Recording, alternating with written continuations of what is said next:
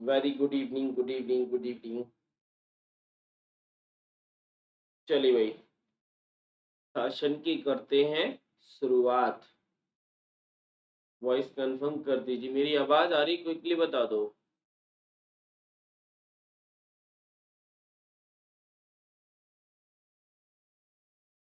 Software को आगे बढ़ाएंगे और प्रीवियस क्लास के अंदर सॉफ्टवेयर और ऑपरेटिंग सिस्टम दोनों हम पढ़ चुके हैं। अब ऑपरेटिंग सिस्टम के एग्जांपल्स को ध्यान में रखते हुए आगे बढ़ना है। और सबसे पॉपुलर ऑपरेटिंग सिस्टम जो हम यूज करते हैं और एग्जाम में पूछा भी जाता है, वो है हमारा विंडोज। आज हम उसी की चर्चा करने वाले हैं। ठीक है ना? डाउट है किसी का? कुछ पूछना है? ऐसे उम्मीद करता हूँ नहीं होगा। क्यों? क्योंकि व्हाट्सएप नंबर सभी को दे रखा था मैंने, और बहुत सारे स्टूडेंट के मेरे दिन में मेरे पास डाउट आए थे। कुछ लोगों के व्हाट्सएप के द्वारा क्लियर हो गए, कुछ लोगों ने कॉल कर दिया। तो समय समय पर आप लोग डाउट पूछते रहते हैं, ये अच्छी बात है। और जिन लोगों के डाउट है, और कुछ लोग बहुत पीछे चल रहे हैं भाई, टॉपिक बहुत पीछे है। तो पहले विंडोज, लाइनक्स, यूनिक्स को खत्म कर लेते हैं, फिर उसके बाद हम बताएंगे कि आपको क्या कैसे करना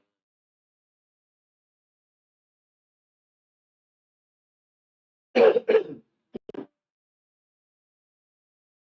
चलिए, थोड़ा मैनेज करना आज।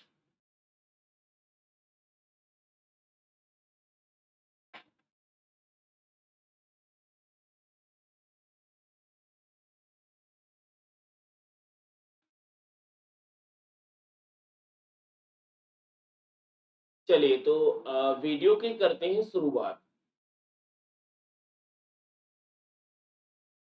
किसी भी टॉपिक को पढ़ने के दो तरीके होते हैं, या तो उसे वीडियो से पढ़ लो या उसे पीडीएफ से पढ़ लो। बट मैंने आपसे बोला था कि आपको दोनों से पढ़ना है। पूछो क्यों? वो इसीलिए क्योंकि वीडियो से चीजें क्लियर हो जाती हैं और आपके पीडीएफ से रिवाइज हो जाती है। इसीलिए दोनों जरूरी है। और कोई भी टॉपिक हो, विद इन 5 to 6 मिनट में वो टॉपिक का जो पीडीएफ है, जो भी टॉपिक आप पढ़ रहे हैं, उसका पीडीएफ को रीड करने में इतना ही समय लगता है। आज मैं विंडो टॉपिक को पढ़ाऊंगा। साथ ही साथ में कुछ स्टूडेंट का डाउट था कि सर हम नोट कैसे करें, वो भी आप बता दीजिए। वैसे तो काफी टॉपिक्स में बता चुका हूँ, लेकिन आज फिर अगेन मैं आपको बताऊंगा कि आपको नोट क्या और कैसे करना है। क्यों? क्योंकि पीडीएफ नोट्स आपको फुली प्रोवाइडेड है, जिनसे मैं स्टडी कराता हूँ, वो आपको दे दिए गए हैं। तो उनके अलावा क्या हमें कुछ लिखने की जरूरत है? बिल्कुल। देखो, कुछ लिखो या ना लिखो, लेकिन वो की पॉइंट जरूर लिखो जो टॉपिक में आप पढ़ रहे हो। जैसे अगर मैं प्रीवियस टॉपिक की बात करूं, तो प्रीवियस टॉपिक में हमने ऑपरेटिंग सिस्टम के बारे में पढ़ा था। तो ऑपरेटिंग सिस्टम क्या होता है, उसके फंक्शन कौन कौन से हैं, टाइप कौन कौन से, एग्जाम्पल्स और टर्म्स, ये बहुत ही डिटेल में हमने देखे थे। तो उनकी जो टर्म्स है, जैसे अगर मैं टाइप्स की बात करूं, तो बैच ऑपरेटिंग सिस्टम था, मल्टीटास्किंग था, रियल टाइम, डिस्ट्रीब्यूटिंग, मोबाइल। तो ये आपने लिख रखी है। अगर आपने पेन चला के अपनी नोटबुक में ये पॉइंट लिख रखे, देखिए जैसे बैच ऑपरेटिंग सिस्टम लिखा, वहां पर मैंने जो की पॉइंट आपको बताया था, अगर वो लिखा है ना, सफिशियंट है, उससे ज्यादा जरूरत नहीं है आपको। क्यों? क्योंकि वहां से हिंट हो जाएगा एग्जाम में। और एग्जाम में होता क्या है कि जब भी क्वेश्चन आता है, मोस्ट ऑफ द केस में ऑप्शन कुछ ऐसे सेट होते हैं कि एलिमिनेशन मेथड से हो जाते हैं। तो कम से कम की पॉइंट को तो जरूर लिखा करें। आज मैं आपको बताऊंगा भी और सिखाऊंगा भी, दोनों काम करेंगे। चलिए, बिना समय गवाए सीधा सेशन की करते हैं शुरुआत। चलिए भाई,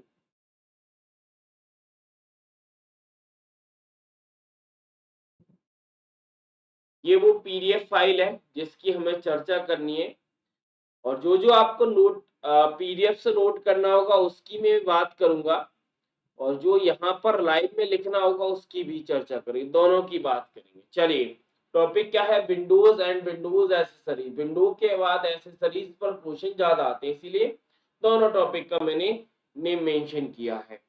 चलिए अब अगर हम उठाएंगे तो पहला ही सवाल जैसे हर टॉपिक के साथ आता वही सवाल यहाँ पर है कि व्हाट इज द विंडोज, आखिर ये विंडोज होता क्या है। तो वही है ना कि लिंक है एक दूसरे से। अगर विंडोज पढ़ना चाहते हो तो प्रीवियस सेशन आपको पता होना जरूरी है। क्यों? क्योंकि कल हमने ऑपरेटिंग सिस्टम देखा था, तो ऑपरेटिंग सिस्टम में डिफाइन किया गया था कि आखिर विंडोज होता क्या है। तो विंडोज हमारा ओएस है। क्यों? क्योंकि ओएस का ही एग्जाम्पल है। तो लिखना चाहते हो तो लिख लो भाई। क्या लिखोगे यहाँ पर? यहाँ पर पहला पॉइंट बना के लिख लो विंडोज, ऐसे लिखा करो विंडोज, डैश करके लिखो ग्राफिकल ओएस है पूरा। फिर मैं पढ़ के बता देता हूं। यानी विंडोज एक ग्राफिकल ऑपरेटिंग सिस्टम है जो कि किसने डेवलप किया है? माइक्रोसॉफ्ट ने। ये तो पता होगा, नहीं पता है तो एमएस भी लिख लेना। एमएस भी लिख लेना। क्या इसी विंडोज को हम एमएस विंडोज के नाम से भी जानते हैं? एमएस का मतलब तो आप लोग जानते हो। और ये जरूरत नहीं, क्योंकि बहुत ही मतलब सिंपल सा पॉइंट है। बस इतना ही जरूरी है, बाकी पॉइंट आपके आगे डिटेल में मिलेंगे आपको। कुछ पॉइंट पढ़ने के तौर पर देख लेते हैं, जस्ट मतलब रीडिंग के लिए। जैसे हमारा जो विंडो होता है वो यूजर को फाइल को देखने और स्टोर करने, साथ ही साथ में सॉफ्टवेयर को रन करने, गेम को खेलने, वीडियो को देखने, साथ ही साथ में अगर हम इंटरनेट के साथ कनेक्टिविटी करना चाहते हैं तो ये विंडो हमें परमिशन देता है। यानी वो सारे वर्किंग जो हम जनरल बेसिस पे करते हैं वो इस विंडो के द्वारा हम परफॉर्म कर सकते हैं।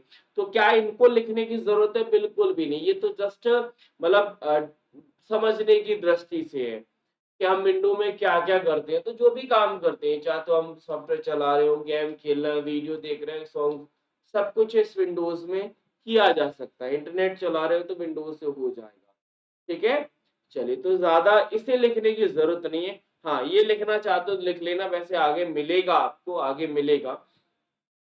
क्या है? विंडो ऑपरेटिंग सिस्टम कीबोर्ड और माउस दोनों डिवाइस का यूज करता है। माउस क्या करता है, हमारा कीबोर्ड क्या करता है, ये ऑलरेडी हम जानते हैं। तो इतना बड़ा जो डेफिनेशन मैंने लिखा है जस्ट आपकी रीडिंग के लिए लिख रखा है। रीडिंग, एक बार रीडिंग करोगे याद करने की जरूरत ही नहीं पड़ेगी। जो पॉइंट आपको अपनी नोटबुक में लिखना है वो ये लिखना है, विंडोज एक ग्राफिकल ऑपरेटिंग सिस्टम है, बस सफिशिएंट है। यानी ये जो 4 से 5 लाइन का पैराग्राफ है इसमें सिर्फ यही 2 पॉइंट निकल के आएंगे। इससे ज्यादा आपको लिखना ही नहीं है, सिर्फ पढ़ना है। बाकी चीजें आगे मिलेंगी, खुद ब खुद समझ में आ जाएगा। ठीक है। वैसे पढ़ा दे, एक और चीज मैं पढ़ देता हूँ। Multiple application can execute simultaneously in Windows. Windows में एक ही समय में मल्टीपल एप्लीकेशन को ओपन करना हम मल्टीटास्किंग कहते हैं। सर ये भी अच्छा पॉइंट है, लेकिन मैंने आगे लिखा है तो वहां पर हम बात करेंगे इसकी, तो इसीलिए मैंने इसको मतलब लीव करा दिया, कोई जरूरत नहीं है। अब दूसरा पॉइंट जो आपको अपनी नोटबुक में, ये टेबल आपको जस्ट रीड करनी है, रीड कर सकते हो तो रीड कर लो, नोट करना है नोट करना है, जैसा आपको सफिशिएंट लगे वैसे इस टेबल को भी समझ लो। पूछो क्यों? क्योंकि इस टेबल में एमएस विंडोज और एमएस ऑफिस दोनों के वर्जन और उनके ईयर ही है। वो इसीलिए क्योंकि एग्जाम में क्वेश्चन पूछा जाता है वैलिड और इनवैलिड का, तो यहाँ पर वैलिड और इनवैलिड आपको समझ में आ जाएगा। जैसे अगर मैं विंडोज का फर्स्ट वर्जन की बात करूं तो 1.0 1985 में आया, विंडो एनटी 1993, विंडो 95 में, 98 में, 2000 2000 में, मिलेनियम 2000 में, एक्सपी 2001 में, विस्टा 2007 में, 2007 8 10 11। तो यानी 7 के बाद तो सभी को याद है कि इसमें विंडोज के वर्जन में दिक्कत नहीं है। दिक्कत पता है कहाँ होती है? एक्सपी से पहले वाले वर्जन में, खासकर पता है किसमें? 97 98 और 2000 में। पूछो क्यों? वो इसीलिए क्योंकि जब एमएस ऑफिस के आप पढ़ोगे तो एमएस ऑफिस का 1990 या 1989 दोनों में से कोई भी ईयर देख लेना, दोनों में एक ईयर मिल जाती है। 95 देखो 95 MS ऑफिस का वर्जन है, विंडो का भी वर्जन है। 97 ऑफिस का वर्जन है, विंडोज का नहीं है। यही वो ईयर है जो कंफ्यूजन पैदा करती है। विंडोज का 98 वर्जन है और MS ऑफिस का 97 वर्जन है। ये पॉइंट आपके लिए जरूरी है। बाकी आसान है। देखो MS ऑफिस 2000 XP विंडोज का भी है और हमारे ऑफिस का भी है। और XP के बाद वाले जितने भी वर्जन है MS ऑफिस की, वो तो आपको सभी को याद हो जाएंगे। जब आप MS ऑफिस की स्टडी करोगे ना, ये वर्जन आपको याद करने की बिल्कुल जरूरत नहीं पड़ेगी। तो 2003, 7, 10, 13, 16, 19 और लेटेस्ट वर्जन है हमारा 2021। ठीक है, तो ये वो वर्जन है, लेकिन सबसे ज्यादा जरूरी है 1998 और हमारे पास 1997, यानी ऑफिस 97 और विंडोज 98। उम्मीद करता हूं कि दोनों में आपको कंफ्यूजन और डाउट क्लियर हुआ होगा। बस ये दूसरा पॉइंट है जो आपको नोट डाउन करना था। क्या लिखोगे? विंडोज का अगर आप लिखना है ना, विंडोज ऐसे लिख लो, विंडोज 98 है और MS ऑफिस 97 है। ये दो पॉइंट है बस, बाकी पॉइंट जरूरी नहीं, क्योंकि 95 दोनों में है, 2000 दोनों में है, तो जो दोनों में है उसकी जरूरत नहीं है। ठीक है, चलिए अब आता है मेन खेल, यानी ये था इंट्रोडक्शन। अभी तक हम जस्ट जो पढ़ा था उसी का रिवाइज कर रहे थे। अब यहां से जर्नी आगे बढ़ेगी विंडोज की। तो विंडोज को पढ़ने का सबसे आसान तरीका है फीचर्स, यानी विंडो के जो फीचर्स हैं अगर वो समझ लिए तो पूरा का पूरा विंडो हमें समझ में आ जाएगा। तो फीचर्स में सबसे पहला ही फीचर्स मैंने लिया है जिसे हमने विंडोज की डेफिनेशन में इंक्लूड किया था। याद है मैंने विंडोज की डेफिनेशन में क्या इंक्लूड किया था कि विंडोज ग्राफिकल ऑपरेटिंग सिस्टम है, ग्राफिकल लिखा था। तो उसी फीचर्स को मैंने पहले उठाया जिसे हम GUI इंटरफेस के नाम से जानते हैं। फुल फॉर्म और डेफिनेशन दोनों जरूरी है इस टर्म की, तो आप जरूर लिखिएगा। क्या लिखोगे? GUI। GUI के साथ साथ यहाँ पर एक टर्म और लिख लेना, CUI। आगे मैं लिखाऊंगा इन दोनों को, अभी तो आप सिर्फ टर्म लिखो। अभी इन दोनों टर्म को पढ़ना है, क्या लिखना है वो मैं अभी आपको आगे बताऊंगा। पहले पढ़ लेते हैं और समझ लेते हैं, उसके बाद राइट डाउन करना। ठीक है, चलिए क्या है? ग्राफिक बेस्ड ऑपरेटिंग सिस्टम हमारा विंडोज है, ये तो हम ऑलरेडी पहले डेफिनेशन में जान चुके हैं। लेकिन इसका काम क्या है, कैसे वर्क करता है, इस चीज को और डिफाइन करते हैं। तो उसके लिए हमें आगे बढ़ना होगा कि GUI इंटरफेस का use icon, menus and mouse. Mouse का मतलब क्या होता है? माउस जो हम चलाते हैं, to click on icon and pull down menus. ठीक है, to manage interaction with the system, यानी अगर हम सिस्टम के साथ इंटरेक्शन करना चाहते हैं, मतलब कम्युनिकेट करना चाहते हैं, तो उसके लिए हमें माउस की क्लिक का, साथ ही साथ में आइकॉन्स और मेनूज की मदद लेनी होगी। यही फीचर्स होने की वजह से हमारा जो इंटरफेस है वो GUI इंटरफेस कहलाता है। तो GUI इंटरफेस का सिंपल सा मतलब है, इसमें पूरा का पूरा काम ग्राफिकल होता है। ये मेन पॉइंट है। इसके लिए हमें GUI और CUI दोनों में एक बार डिफरेंस क्रिएट करना होगा, जिससे हमें बहुत आसानी से समझ में आ जाएगा। कैसे, पहले समझ लेते हैं। पॉइंट में लिखा देता हूं, देखो GUI इंटरफेस के आगे लिखो विंडोज। क्या लिखोगे? विंडोज लिखो, क्योंकि विंडोज का एग्जांपल है, विंडोज में ये यूज होता है। और GUI का फुल फॉर्म तो पता चल गया ना, ग्राफिकल यूजर इंटरफेस। और CUI का फुल फॉर्म होता है कैरेक्टर यूजर इंटरफेस। देखो G फॉर ग्राफिकल और C फॉर कैरेक्टर, U और I कॉमन है यूजर इंटरफेस, तो इसकी जरूरत नहीं है। फिर भी लिखना चाहते हो तो लिख जरूर लेना। तो ये विंडोज हो गया पहला पॉइंट। और यहाँ पे लिखो डॉस, यानी जीयूआई इंटरफेस जिस ऑपरेटिंग सिस्टम पे पाया जाता है या जिस ऑपरेटिंग सिस्टम में यूज किया जाता है वो डॉस है। बाकी अगर हम विंडोज में डिवाइस की बात करें तो माउस कॉमन डिवाइस है, और यहाँ पर कीबोर्ड।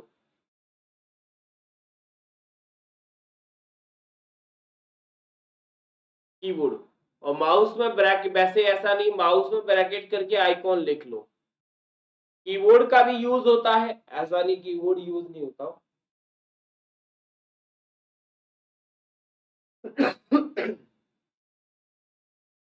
चलिए एक पॉइंट और लिखना, कमांड और यहाँ पे लिखो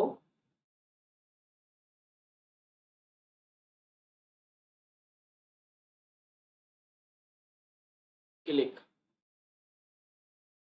ये 2-3 पॉइंट लिखो बस, अगर दोनों पॉइंट को समझना चाहते हो, ठीक है।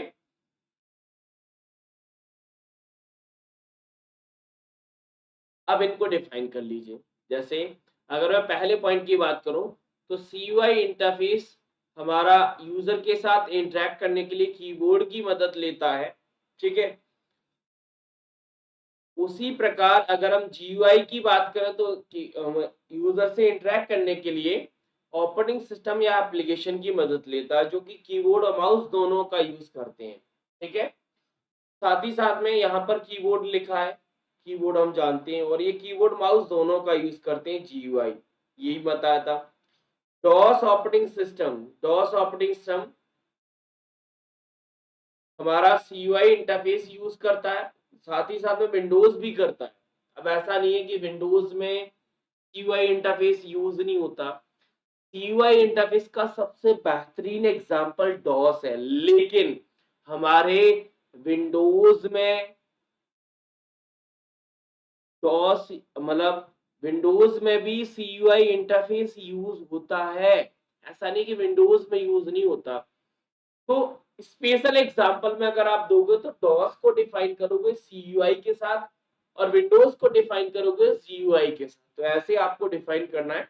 बट एग्जांपल दोनों में जीयूआई में आप दोनों को मतलब विंडोज को रखोगे, सीयूआई में विंडोज और डॉस दोनों आ जाएंगे, लेकिन स्पेशल तौर पे विंडोज रखा जाता है। अब मैं दोनों को बार बार क्यों ले जा रहा हूँ विंडोज में, क्योंकि विंडो ऑपरेटिंग सिस्टम में डॉस इनबिल्ड रहता है, यानी हमारा जो विंडो ऑपरेटिंग सिस्टम है, चाहे आपके पास 11 हो, 10 हो, 7 एक्सपी कोई भी विंडो का वर्जन हो, उसमें डॉस ऑपरेटिंग सिस्टम इनबिल्ट रहता है, जिसे हम कमांड प्रॉम्प्ट के नाम से जानते हैं। इसीलिए ये दोनों पॉइंट एक साथ लिखे हुए हैं। बाकी लिखा भी है कि जीयूआई इंटरफेस ओनली टास्क पर काम करता है और जीयूआई इंटरफेस ग्राफिक्स पे काम करता है, ये मेन पॉइंट है। उम्मीद करता हूं कि दोनों की टर्म्स और डेफिनेशन क्लियर और डिफरेंस भी समझ में आया होगा। अब आगे अगला टर्म लिख लीजिए जो हमने डेफिनेशन में पढ़ा था, मल्टीटास्किंग। क्या लिखोगे? मल्टीटास्किंग। मल्टीटास्किंग का मतलब है एक समय में एक से ज्यादा कार्य करना मल्टीटास्किंग कहलाता है। चाहे हम कुछ भी काम कर रहे हो, चाहे हम मल्टीपल एप्लीकेशन के साथ काम कर रहे हो या एक ही एप्लीकेशन के साथ मल्टीपल फाइलें ओपन कर रहे हो, तो वो हमारे मल्टीटास्किंग हो जाता है। मल्टीटास्किंग यानी एक समय में एक से ज्यादा टास्क लिखना है तो लिख लेना, एक समय में एक से ज्यादा टास्क मतलब मल्टीटास्किंग। तो ये यहाँ पर आपको मल्टीटास्क जो पॉइंट आपको आता है ना, उस पॉइंट को आप इग्नोर कर सकते हैं, उसको लिखने की जरूरत नहीं है।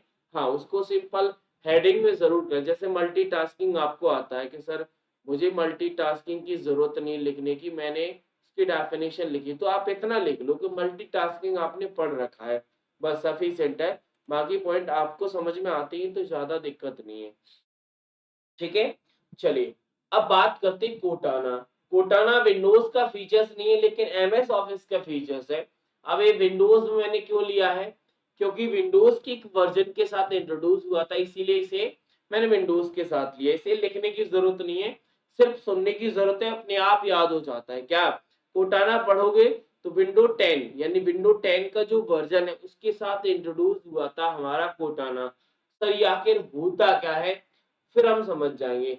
सर ये एक्सेप्ट वॉइस कमांड मतलब ये वॉइस कमांड सॉफ्टवेयर होता है कैसे, यानी अगर मैं बात करूं कि ये जैसे हमारा गूगल असिस्टेंट होता है ना, जैसे हम वॉइस कमांड देते हैं, सेम कोटाना होता है एमएस का। एमएस मतलब माइक्रोसॉफ्ट का, यानी माइक्रोसॉफ्ट का वो फीचर्स या फिर वो सर्विस जो वॉइस बेस्ड कमांड को एक्सेप्ट करती है, उसका नाम कोटाना है।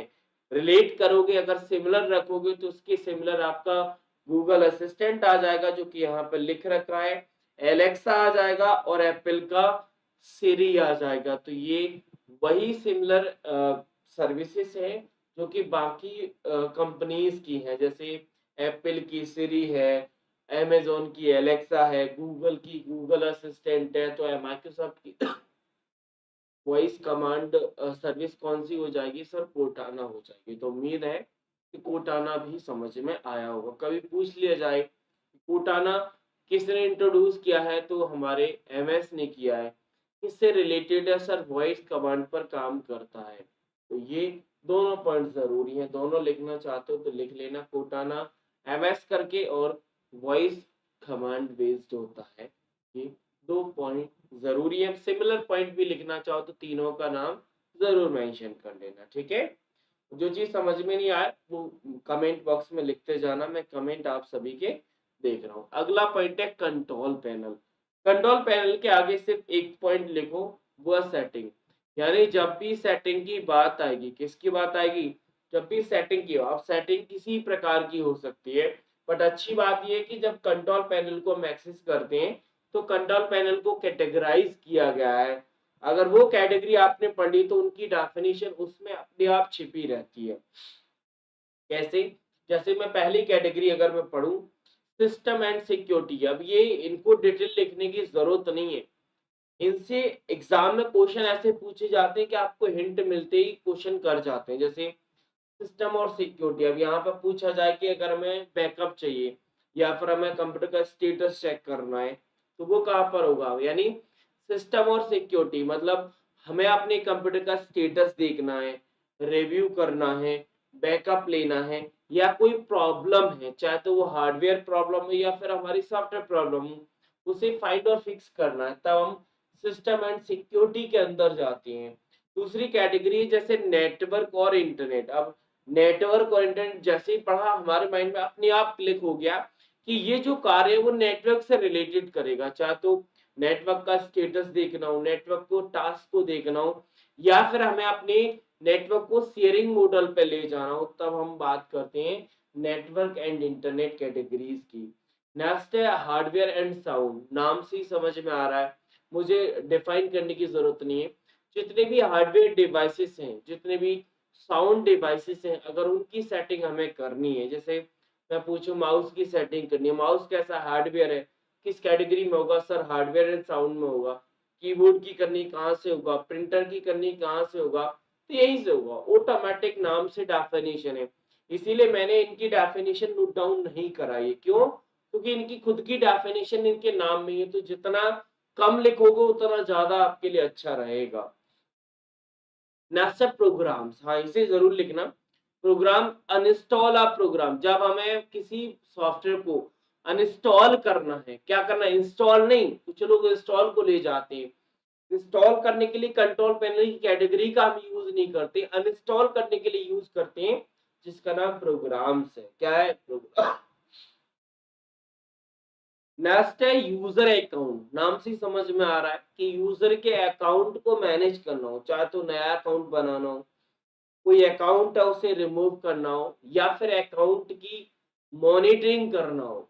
अब अकाउंट कौन कौन से होते हैं वो आपको आगे समझ में आएंगे, लेकिन जैसे हमारे मोबाइल में अकाउंट नहीं होता है, मोबाइल में पासवर्ड वगैरह हमें लगाना है, नाम चेंज करना है, तो ये यूजर अकाउंट की तरह ही चला जाता है।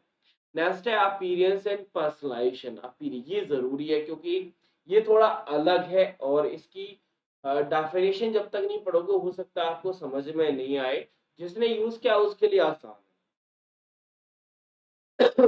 अपीयरेंस एंड पर्सनलाइजेशन का मतलब है हमें अगर थीम चेंज करना है। जिनको नहीं पता है वो लिख सकते हैं, क्या लिखेंगे, डैश करके थीम लिख लो, डैश करके थीम लिखो, थीम के साथ साथ वॉलपेपर लिखो, आपको वॉलपेपर चेंज करना है, क्या करना है, वॉलपेपर चेंज करना है, स्क्रीन सेवर चेंज करना है, ठीक है ना, रेजोल्यूशन चेंज करना है। तो ये अपीयरेंस एंड पर्सनलाइजेशन के अंदर आता है, यानी डेस्कटॉप पर जितना भी हमें दिख रहा है ना, अगर वो हमें चेंज करना है तो हम अपीयरेंस एंड पर्सनलाइजेशन के अंदर जाते हैं।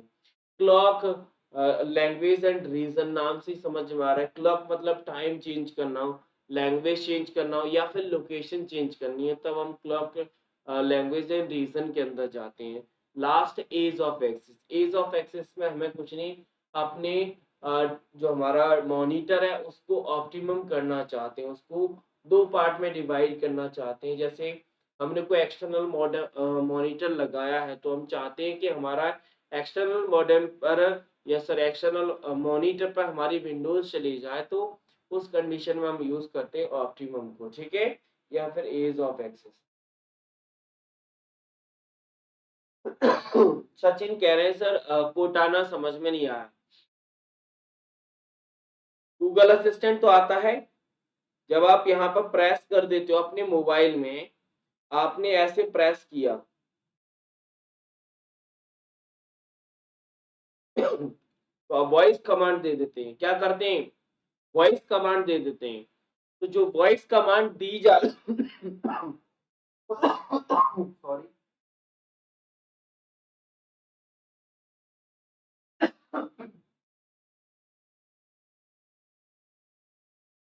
वही होता है कोटाना।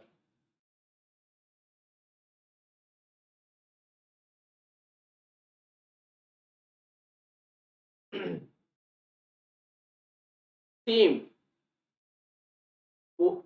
देखो आप मोबाइल चला रहे हो ना, मोबाइल में गूगल तो होगा ही, गूगल असिस्टेंट आप बोलते हो ना, गूगल आज बारिश होगी कि नहीं होगी वो बताता है। सेम ऐसे ही विंडोज में कोटाना होता है जो वॉइस कमांड पे बेस्ड होता है, सिंपल, यही डेफिनेशन। अब आता है अगला फीचर्स, यहां से अब विंडोज के टेक्निकल टर्म निकल के आएंगे, जिसमें सबसे पहले नंबर पे फाइल एक्सप्लोरर है। अब नाम से ही समझ में आ रहा है फाइल। अब दो चीजें हैं यहाँ पर, फाइल है और फाइल से सिमिलर होता है फोल्डर। तो पहले हम इसे समझते हैं, फिर हम फोल्डर के बारे में आगे पढ़ेंगे। तो फाइल एक्सप्लोरर को हम विंडो एक्सप्लोरर के नाम से भी जानते हैं।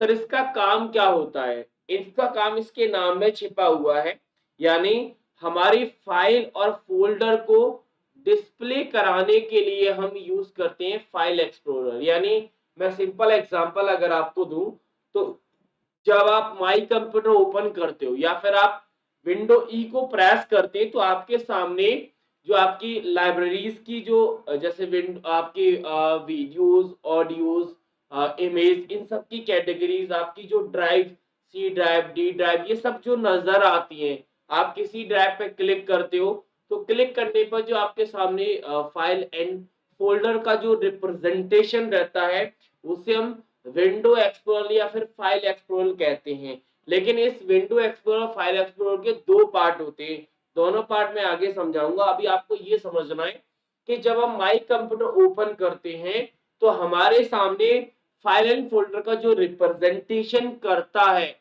वो फाइल एक्सप्लोरर होता है। उम्मीद करता हूँ समझ में आ रहा होगा। जैसे ही आप फाइल ढूंढते नहीं हो माई कंप्यूटर में जाके, डॉक्यूमेंट में जाके, कहीं पर भी, जब आप अपने माई कंप्यूटर में जाके अंदर से फाइल निकालते हैं ड्राइव से, तो वो जो रिप्रेजेंटेशन आपको जो पूरी स्क्रीन पर नजर आ रहा है, जो आपको फोल्डर दिखाई दे रहा है, जो फाइल दिखाई दे रही है, उसका जो अरेंजमेंट कर रहा है वो हमारा फाइल एक्सप्लोरर ही करता है। इससे क्या होता है, इससे हम देखो लिखा भी है कि हम हार्ड ड्राइव, सी ड्राइव, इनकी जो स्पेस है ना उसको देख चेक कर सकते हैं। साथ ही साथ में हम डेटा के साथ ट्रांसफर, उसका रीनेम, डिलीट, सर्च, ये सारे ऑपरेशन को भी रन करा सकते हैं। और कुछ अगर फाइल एंड फोल्डर की अगर हमें सेटिंग करनी है तो वो सेटिंग भी कर सकते हैं। हाइड फाइल को अगर हमें शो कराना है, शो फाइल को हाइड करना है, तो ये सारी चीजें अभी हम फाइल एक्सप्लोरर की मदद से चेंज कर सकते हैं। नेक्स्ट है इंटरनेट ब्राउजर, या फिर बोला जाए ब्राउजर। तो ब्राउजर समझ में आया सर, ब्राउजर तो अलग है, फिर इसमें इंक्लूड कैसे कर दिया? क्योंकि विंडोज के साथ इनबिल्ड होके आता है एक ब्राउजर, इसीलिए इंटरनेट ब्राउजर को हम विंडोज के फीचर्स में इंक्लूड करते हैं। अब इंटरनेट ब्राउजर से समझ में आ रहा है कि वो प्रोग्राम जो इंटरनेट पर कुछ चीजों को देखने, चाहे तो हम पेज देखना चाहते हैं, ऑनलाइन शॉपिंग करना चाहते हैं, कोई भी चीज अगर हम ऑनलाइन कनेक्टिविटी करना चाहते हैं, तो जिस एप्लीकेशन की मदद से हम ऑनलाइन चीजों को सर्च कर पा रहे हैं, देख पा रहे हैं, वो प्रोग्राम रहता है हमारा इंटरनेट ब्राउजर, जिसे हम वेब ब्राउजर के नाम से भी जानते हैं। विंडोज के साथ हमने इसीलिए पढ़ा क्योंकि विंडोज में प्री इंस्टॉल इंटरनेट ब्राउजर आता है जिसका नाम इंटरनेट एक्सप्लोरर है। क्या है? Internet explorer. यहाँ पर दूसरा नाम लिखा है कि माइक्रोसॉफ्ट एज। देखो, इंटरनेट वेब ब्राउजर दो हैं, एक इंटरनेट एक्सप्लोरर है और एक है माइक्रोसॉफ्ट एज के नाम से। माइक्रोसॉफ्ट एज है वो विंडो 10 के साथ आया था। किसके साथ? विंडो 10 के साथ। पुराने वर्जन अगर आप उठा के देखोगे तो पुराने वर्जन में जो इनबिल्ट वेब ब्राउजर आता है विंडोज में, वो इंटरनेट एक्सप्लोरर आता है। लेकिन विंडो 10 के बाद 11 आया, इन सब में हमारा जो वेब ब्राउजर आता है इनबिल्ट, वो एज आता है। ये जरूर याद रखना। तो माइक्रोसॉफ्ट के दो वेब ब्राउजर हैं। ये दो सवाल यहाँ से निकल के आते हैं। पहला कि हमारे माइक्रोसॉफ्ट के वेब ब्राउजर कौन कौन से हैं? दो हैं, इंटरनेट एक्सप्लोरर और माइक्रोसॉफ्ट एज। एज कब आया था? विंडो 10 के साथ आया था। बाकी जितने प्रीवियस वर्जन है सबके साथ इंटरनेट एक्सप्लोरर ही आया था। क्लियर? दोनों पॉइंट क्लियर हुए? आगे चलें।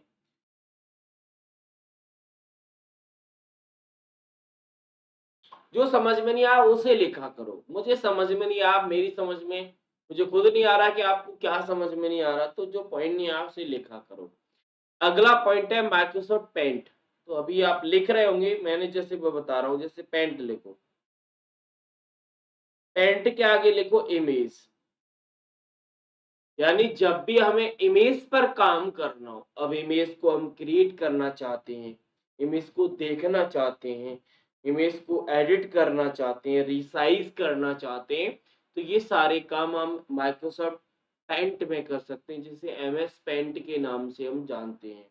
अब विंडो 10 में जाओगे तो पेंट बेस्ड पर दो प्रोग्राम आते हैं, एक 3D पेंट आता है, एक एमएस पेंट के नाम से आता है। तो दोनों में से कोई भी आप यूज कर सकते हैं। तो लिखा भी है कि क्रिएट करना है, व्यू करना है, एडिट करना है किसी इमेज को, तब हम माइक्रोसॉफ्ट पेंट का यूज करते हैं। नेक्स्ट है टास्क बार। क्या है? Task bar. नाम से स्पष्ट हो रहा टास्क। अभी मैंने आपको बताया था कि मल्टीटास्किंग, मल्टीटास्किंग का मतलब क्या था कि एक समय में एक से ज्यादा टास्क करना मल्टीटास्किंग कहलाता है। यही तो था मल्टीटास्किंग। तो टास्क का मतलब क्या होता है? कार्य। कोई भी कार्य हम कर रहे हैं तो उसी प्रकार हम इस टास्क बार को डिफाइन करेंगे। टास्क बार हमारे विंडोज में करंटली ओपन प्रोग्राम, मतलब करंटली जिन प्रोग्राम पर हम काम कर रहे हैं उनको डिस्प्ले कराता है। साथ ही साथ में user access any specific program, user किसी भी स्पेसिफिक प्रोग्राम को एक्सेस कर सकता है। साथ ही साथ में टास्क बार हमारे विंडोज के हमारे विंडोज के डेस्कटॉप का बॉटम एरिया होता है। अगर मैं इस टास्क बार को यहाँ पे लिखूं, इस टास्क बार को यहाँ पे लिखूं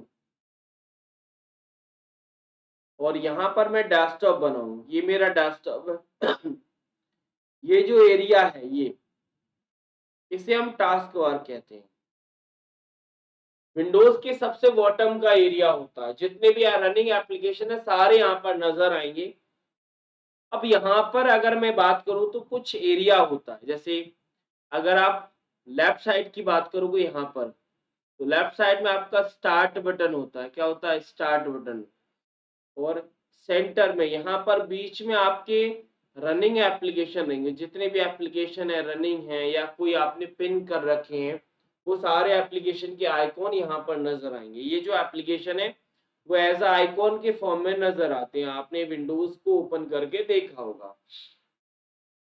के बाद ये जो राइट साइड का एरिया ये इसे हम सिस्टम ट्री के नाम से जानते हैं, एसटी के नाम, सिस्टम ट्री। इसमें क्या होता है, इसमें आपका जैसे वॉल्यूम, आपका नेटवर्क वाईफाई जो कनेक्ट रहता है, battery sign, notification area, date and time, ये जो एरिया है राइट साइड में हमारे पास अवेलेबल होता है। साथ ही साथ में इसी राइट साइड में एक छोटा सा एरिया यहाँ पर भी रहता है, ये इसे हम शो डेस्कटॉप कहते हैं। क्या कहते हैं, शो डेस्कटॉप।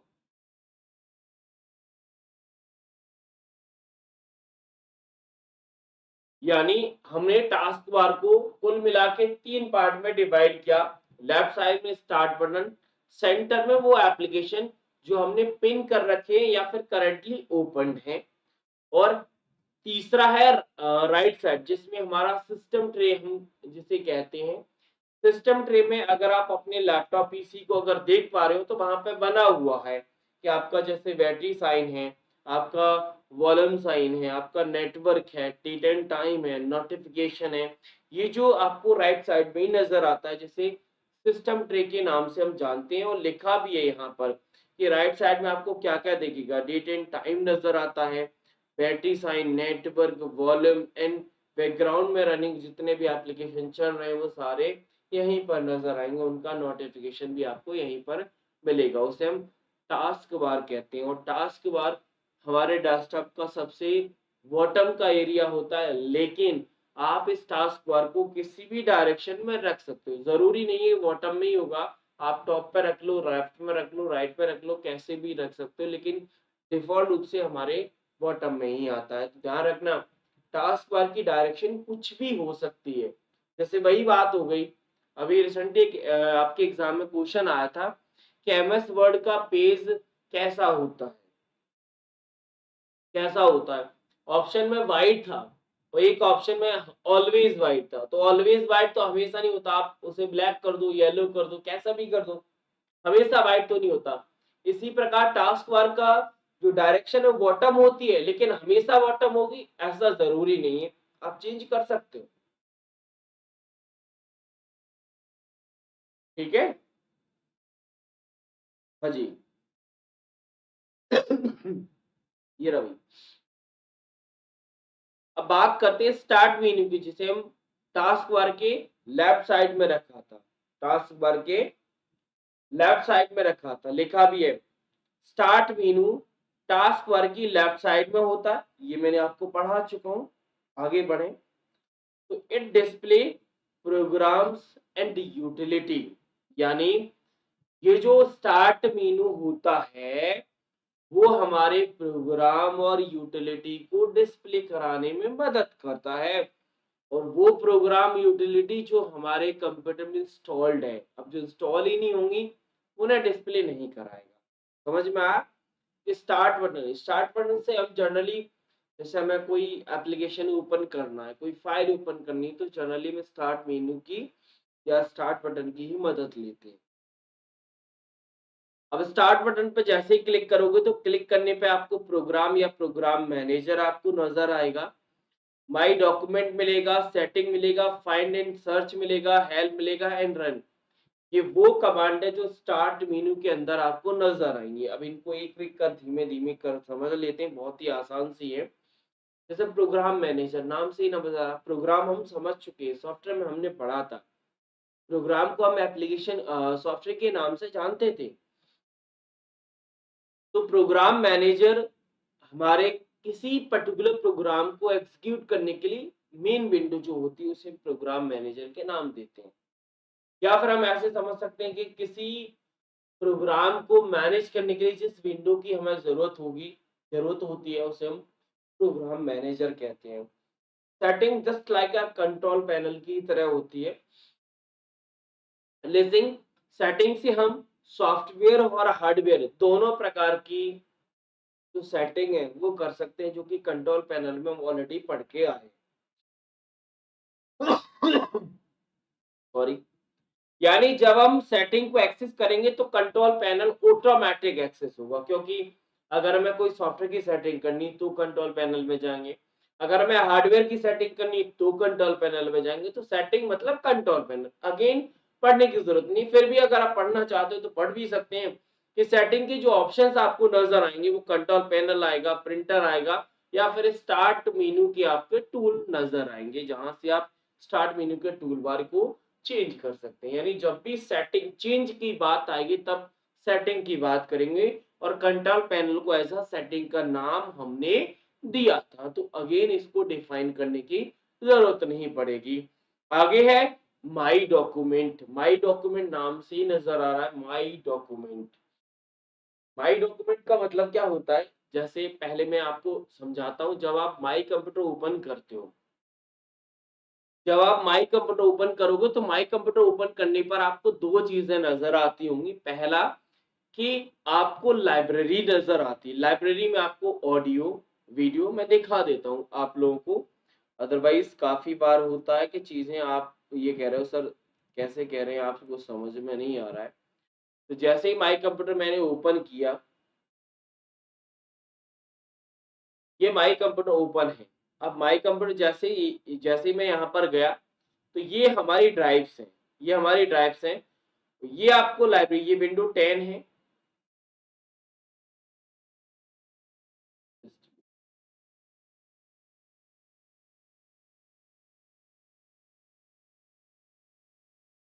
ये हमारी ड्राइव्स हैं, ये वाली, ये आपको नजर आ रही है, ये ड्राइव्स हैं। साथ ही साथ में ये लाइब्रेरी जैसे डॉक्यूमेंट, ये डॉक्यूमेंट, पिक्चर, म्यूजिक, वीडियो, ये लाइब्रेरी होती है।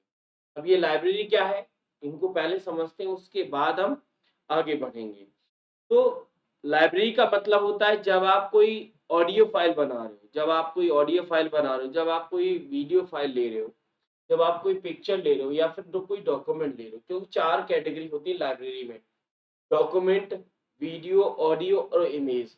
जैसे आपने एमएस पेंट में कोई इमेज फाइल बनाई, तो वो इमेज फाइल डिफॉल्ट रूप से कहाँ पर स्टोर होगी, वो इस इमेज वाले फोल्डर में जाके सेव होगी लाइब्रेरीज के अंदर।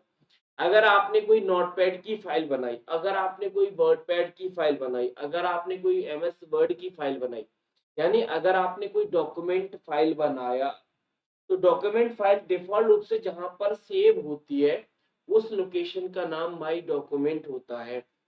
वहीं अगर आपने इंटरनेट से कोई फाइल डाउनलोड की तो डिफॉल्ट रूप से जिस लोकेशन पे डाउनलोड होगी उसका नाम, उस फोल्डर का नाम डाउनलोड होता है।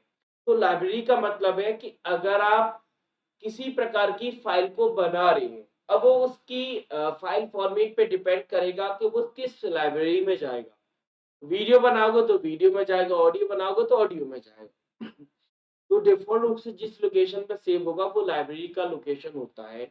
लिखा भी है यहाँ पर कि बाई डॉक्यूमेंट हमारे फोल्डर का वो कंपोनेंट होता है जो कि डिफॉल्ट रूप से डॉक्यूमेंट फाइल को स्टोर कराता है। बाद में हम चेंज कर सकते हैं अपनी सुविधा के अनुसार। लिखा भी है default storage location for save document. Document जो डिफॉल्ट सेव होते हैं वो माई डॉक्यूमेंट के अंदर होते हैं। डाउनलोड में डिफॉल्ट डाउनलोड होते हैं, वीडियो में वीडियो स्टोर होगा, ऑडियो में ऑडियो, इमेज में इमेज स्टोर होगा। इस चीज को ध्यान रखना। फाइंड और सर्च का मतलब फाइंड, फाइंड होता है ढूंढना, जो कि हमारे राइट साइड में कंट्रोल बटन के ऊपर आता है।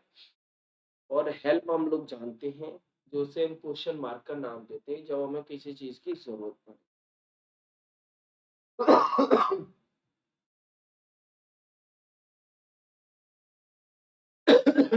रन,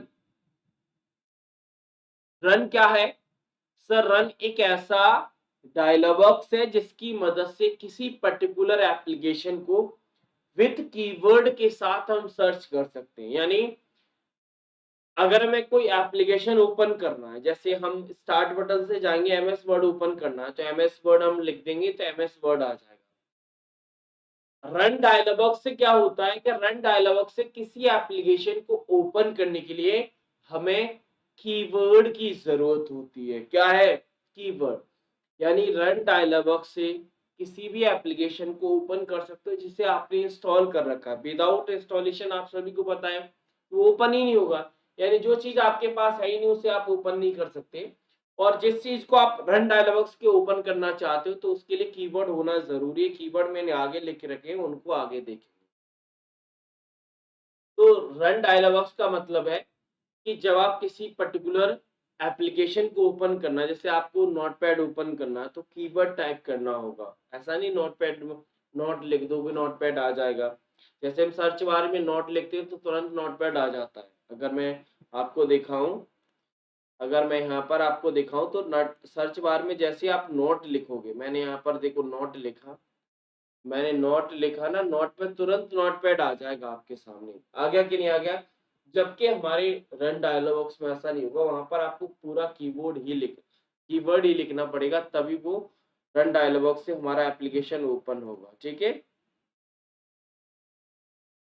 चलिए नेक्स्ट है टास्क मैनेजर। अब टास्क समझ में आ गया, मैनेजर भी जानते हैं हम लोग, तो दोनों का मतलब समझते हमें इसकी डेफिनेशन मिल जाएगी। यानी जितने भी हम टास्क कर रहे थे, चाहे तो हम कोई सॉन्ग सुन रहे हैं, इंटरनेट ब्राउजिंग कर रहे हैं, रिकॉर्डिंग कर रहे हैं, राइटिंग कर रहे हैं, इमेज जो भी कर रहे हैं ना, उन टास्क को मैनेज करने का काम ये हमारा टास्क मैनेजर ही करता है। अच्छा, टास्क मैनेजर का शॉर्टकट की आप लोगों को पता होगा। अगर नहीं पता है तो कमेंट बॉक्स में लिख दो, नहीं पता है तो बता दो, मैं आपको बता दूंगा। तो टास्क को मैनेज करने के लिए जिसकी जरूरत होती है उसे हम टास्क मैनेजर कहते हैं। टास्क मैनेजर में रनिंग एप्लीकेशन के साथ साथ हम किसी पर्टिकुलर टास्क को क्रिएट और टर्मिनेट दोनों कर सकते हैं। कैसे? यानी हमें कोई टास्क ओपन करना है तब भी कर सकते हैं, अगर कोई टास्क आपका चल रहा है तो उसे हमें एंड करना चाहते हैं तो वो भी कर सकते हैं, दोनों काम हो सकते हैं। ये तो रहा जनरली जो कि टास्क मैनेजर के नाम से डेफिनेशन को डिफाइन कर रहा है और वो समझ में भी आ रहा है हमें। लेकिन इसके अलावा कुछ एडिशनल फीचर्स भी हैं। जैसे हम चाहते हैं कि हमारे सिस्टम के जितने भी रिसोर्सेस हैं, जैसे हमारा रैम कितने परसेंटेज यूज हुआ है, सीपीयू कितने स्पीड चल रहा है, हमारी डिस्क का इनपुट आउटपुट कितना से यूज हुआ है, नेटवर्क की स्पीड क्या है, वो भी अगर हम देखना चाहते हैं तो इसी टास्क मैनेजर में हम चेक कर सकते हैं। यानी सीपीयू का परफॉर्मेंस, रैम का storage, input output storage, network की स्पीड, अगर वो चेक करना है तो इसी टास्क मैनेजर में आपको मिलेगी। यानी टास्क को मैनेज करने के साथ साथ हमारे स्टोरेज के यूजेस, जैसे हम आप हार्ड डिस्क का स्पेस वगैरह माई कंप्यूटर से देख सकते हो, लेकिन आप प्रेजेंट में हार्ड डिस्क का कितना यूज कर रहे हैं, आप रैम का कितना यूज कर रहे हैं, सीपीयू का परसेंटेज कितना है, हमारे नेटवर्क की स्पीड क्या आ रही है, ये हम चेक कैसे करें? तो उसके लिए टास्क मैनेजर ही आपकी मदद करेगा। कंट्रोल शिफ्ट एम नहीं होता, कंट्रोल शिफ्ट एस्केप की होता है। क्या लिखा है? विंडो टास्क मैनेजर के लिए control shift E S escape की को प्रेस करेंगे तो आपका विंडो टास्क मैनेजर आपके सामने रिप्रेजेंट हो जाएगा, जहां से आप मैनेज कर सकते हो। कभी कभी आपका बहुत सारे, जैसे बहुत बार ऐसा हुआ आपके साथ, जैसे मेरे साथ तो हुआ है। जैसे सपोज दैट आप एमएस वर्ड पे काम कर रहे हैं, आप एमएस वर्ड की फाइल को क्लोज करें वो क्लोज ही नहीं हो रही है, या कोई अदर एप्लीकेशन पे काम करें वो क्लोज नहीं हो रही है, तो उस कंडीशन में उसे टर्मिनेट, उसे एंड करने के लिए हम विंडो टास्क मैनेजर की मदद लेंगे तो वो तुरंत एंड हो जाएगी। आपको सिस्टम को रीस्टार्ट नहीं करना पड़ेगा। नहीं, कभी कभी क्या होता है, हमारे जो एप्लीकेशन, जिन एप्लीकेशन पर हम काम कर रहे हैं वो कहीं ना कहीं फ्रीज हो जाते हैं, मतलब ऐसा हो जाता है कि चलते ही नहीं है, ना तो वो ऑन होते ना बंद होते, कुछ नहीं होता, लेकिन हमारा कर्सर चल रहा होता है। तो उस कंडीशन में आप विंडो टास्क मैनेजर में जाइए और वहां से जो एप्लीकेशन आपको परेशान कर रहा है उसे सेलेक्ट करके एंड प्रोसेस कर दीजिए, या फिर एंड प्रोग्राम कर दीजिए, तो तुरंत आपका वो टास्क बंद हो जाएगा और फिर आपका सिस्टम जैसे चल रहा था वैसे सिस्टम आपका रनिंग मोड में आ जाएगा। ठीक है। अब है डिस्क क्लीनअप। वैसे मैंने कल भी इसका क्वेश्चन कराया था। डिस्क क्लीनअप विंडो यूटिलिटी का एग्जांपल है। यूटिलिटी सॉफ्टवेयर में हमने पढ़ा था, नाम से स्पष्ट हो रहा है। डिस्क क्लीनअप यानी डिस्कों को क्लीन करता है। कैसे करता है एक बार पढ़ लेते हैं फिर समझते हैं। हम अपने डिस्क की स्पेस को फ्री करना चाहते हैं। फ्री कैसे? यानी हम अनवांटेड या फिर अननेसेसरी टेम्पररी फाइल को डिलीट करने में हमारी मदद करता है डिस्क क्लीनअप। यानी डिस्क को फ्री करना चाहते हैं। फ्री मतलब उसके स्पेस को फ्री करना है। और फ्री कैसे? आपकी कोई पर्टिकुलर फाइल डिलीट करके नहीं, अनवांटेड, अननेसेसरी या फिर टेम्पररी फाइल को डिलीट कर दे और आपके डिस्क के स्पेस को इंक्रीज कर दे, तो वो डिस्क क्लीनअप होता है। इससे होगा क्या? इससे हमारे सिस्टम का जो परफॉर्मेंस है वो इनहेंस हो जाता है और हमारे प्रोग्राम को डाउनलोड करने के लिए एक्स्ट्रा स्पेस मिल जाता है। सर हम इस डिस्क क्लीनअप को करेंगे कैसे? तो डिस्क क्लीनअप को करने के लिए आपको माई कंप्यूटर पर जाना होगा। माई कंप्यूटर को जैसे ही जाएंगे तो हमें ड्राइव नजर आ जाएंगे। अब जिस ड्राइव पर, जिस डिस्क पर हमें क्लीन करना चाहते हो उसी पर आपको डिस्क क्लीनअप कमांड को चलाना होगा। लेकिन चलाने के लिए सबसे पहले आपको उस ड्राइव को सेलेक्ट करना होगा। सेलेक्ट करने के बाद राइट क्लिक करिए। राइट क्लिक करने के बाद प्रॉपर्टीज में जाओ। कहां पर जाओ? प्रॉपर्टीज में, जो कि ड्रॉप डाउन मेन्यू में सबसे लास्ट में नजर आएगा। वहां पर आपको डिस्क क्लीनअप नाम की कमांड मिलेगी। जैसे आप उसे रन कर दोगे तो आपके डिस्क पर जितने भी अनवांटेड, अननेसेसरी या फिर टेम्पररी फाइल होंगी वो सारी डिलीट हो जाएंगी। आपकी कोई पर्सनल फाइल डिलीट नहीं होगी, सिर्फ अनवांटेड फाइल डिलीट होगी। इस चीज का आप ध्यान रखना। नेक्स्ट है डिस्क डिफ्रैगमेंटर। डिस्क डिफ्रैगमेंटर का मतलब है कि अनवांट सॉरी फाइल का रीअरेंजमेंट। क्या लिखोगे? यानी जब हमें फाइल को रीअरेंज करना हो, स्पेलिंग देख लेना एक बार।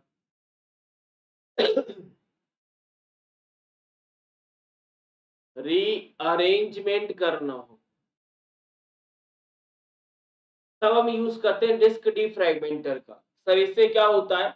इससे क्या होता है कि ओवरऑल हमें फाइल को एक्सेस करने की जो स्पीड है ना वो इनहेंस हो जाती है।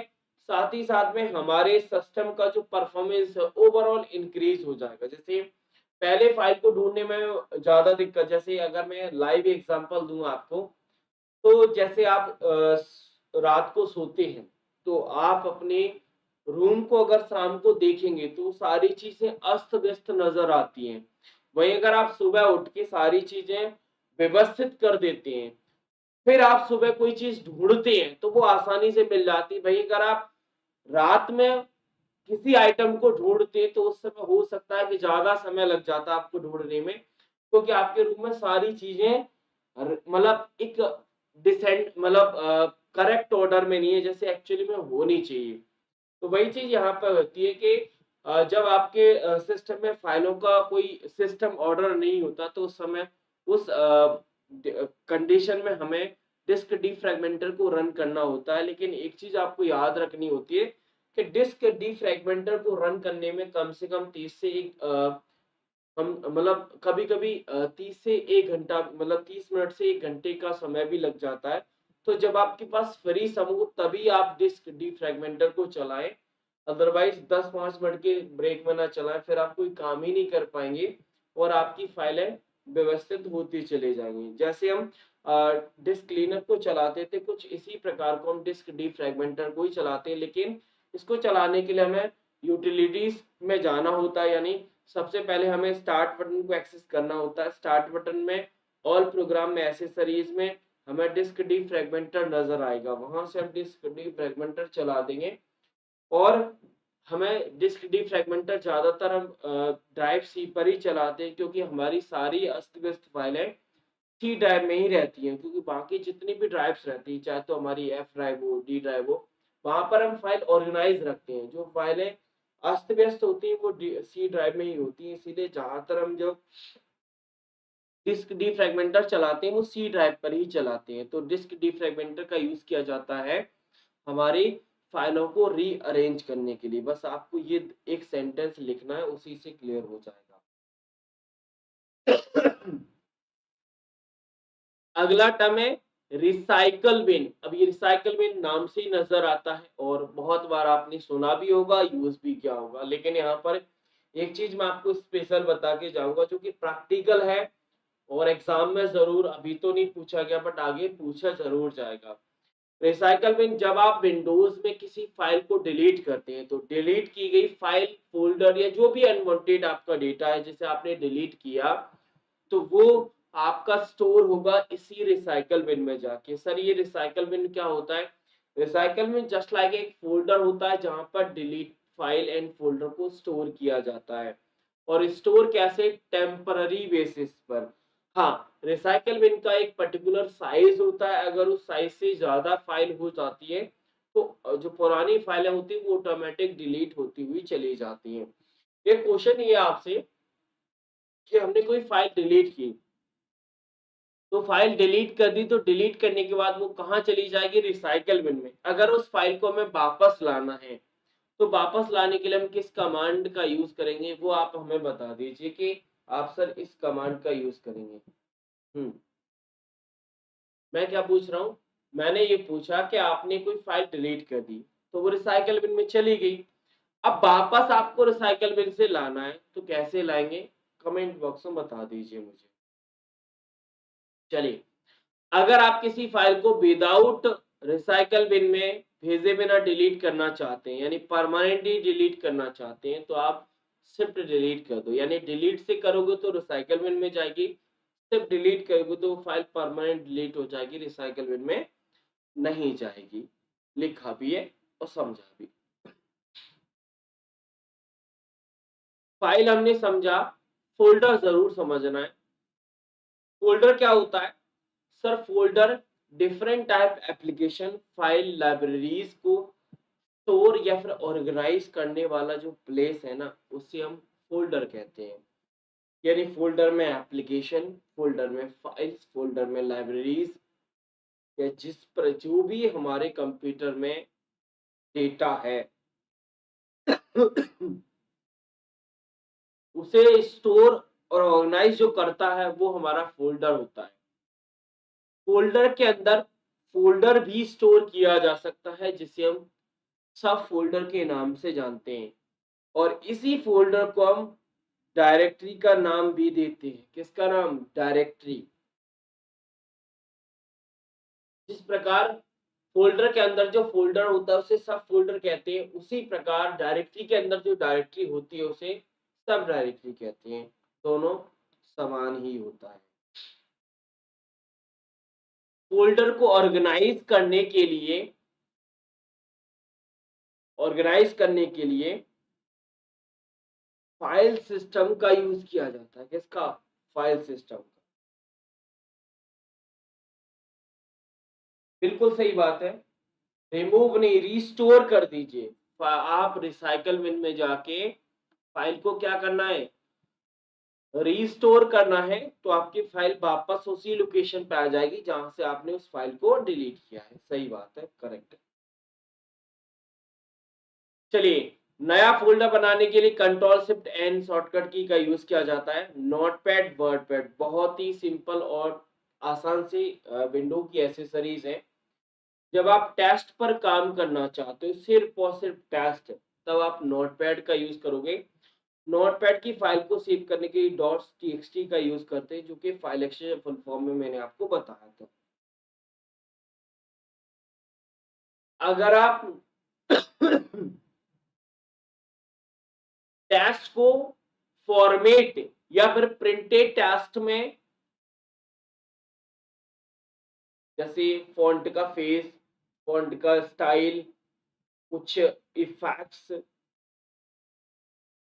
या फिर मैं सिंपल शब्दों में कहूं तो मल्टीमीडिया के 5 ऑब्जेक्ट होते हैं: ऑडियो, वीडियो, इमेज, टेक्स्ट और ग्राफिक।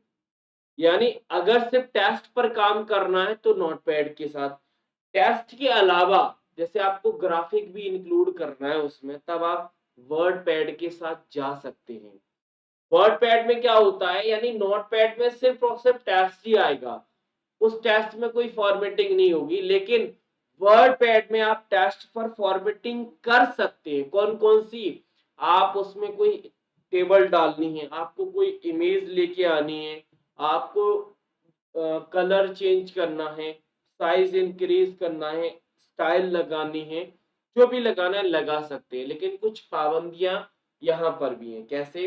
जैसे अगर आप स्पेलिंग चेक करना चाहते हैं, थिसॉरस करना चाहते हैं, टेबल को क्रिएट करना चाहते हैं, तो इनकी कहीं ना कहीं कमी रहती है। थोड़े मतलब कुछ लेवल तक टेबल बना सकते हो, लेकिन टेबल के फिर जो ऑपरेशंस होते हैं वो आप नहीं लगा सकते, थिसॉरस नहीं कर सकते, तो चेंज केस नहीं कर सकते, तो ये ट्रैक चेंज नहीं कर सकते। तो ये जो फाउंडेशन है, इन फाउंडेशन को दूर करने के लिए हम वर्ड पैड एमएस वर्ड को लेके आते हैं। यानी टेक्स्ट बेस्ड जो प्रोग्राम नोटपैड सबसे इनिशियल, उससे फॉर्मेटेड हमारा वर्ड पैड के बाद MS word totally text based होता है। जितनी फॉर्मेटिंग करना चाहते हो, जितने भी एडिशनल फीचर्स होते हैं, सारे एमएस वर्ड के अंदर आपको मिल जाते हैं। वर्ड पैड का एक्सटेंशन आरटीएफ होता है, जिसका full form rich text file format होता है, रिच टेक्स्ट फॉर्मेट होता है। ठीक है, सॉरी। यहाँ तक पहले कंफर्म कर दो, फिर मैं आगे बढ़ता हूँ, क्योंकि थोड़ा प्रॉब्लम है अब ये सही नहीं है।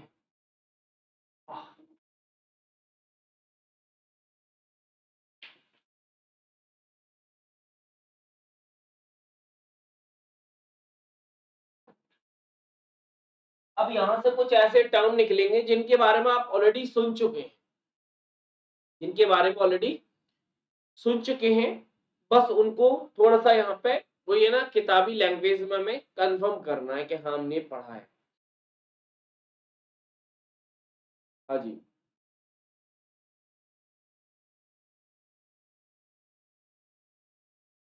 चलिए। क्या है?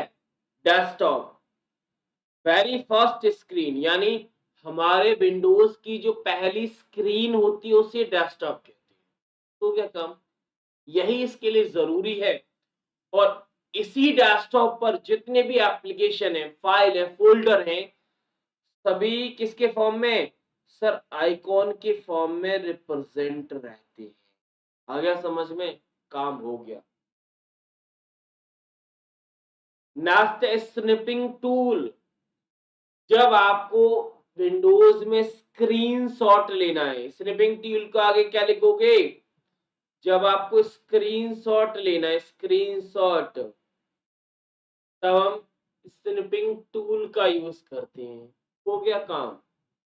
अब इस देखो, स्क्रीनशॉट लेने के भी मल्टीपल तरीके होंगे। जैसे आप जो विंडो आपकी ओपन है उसका स्क्रीनशॉट, रेक्टेंगल एरिया के फॉर्म में, फ्री फ्रॉम एरिया के फॉर्म में, या पूरी की पूरी स्क्रीन का।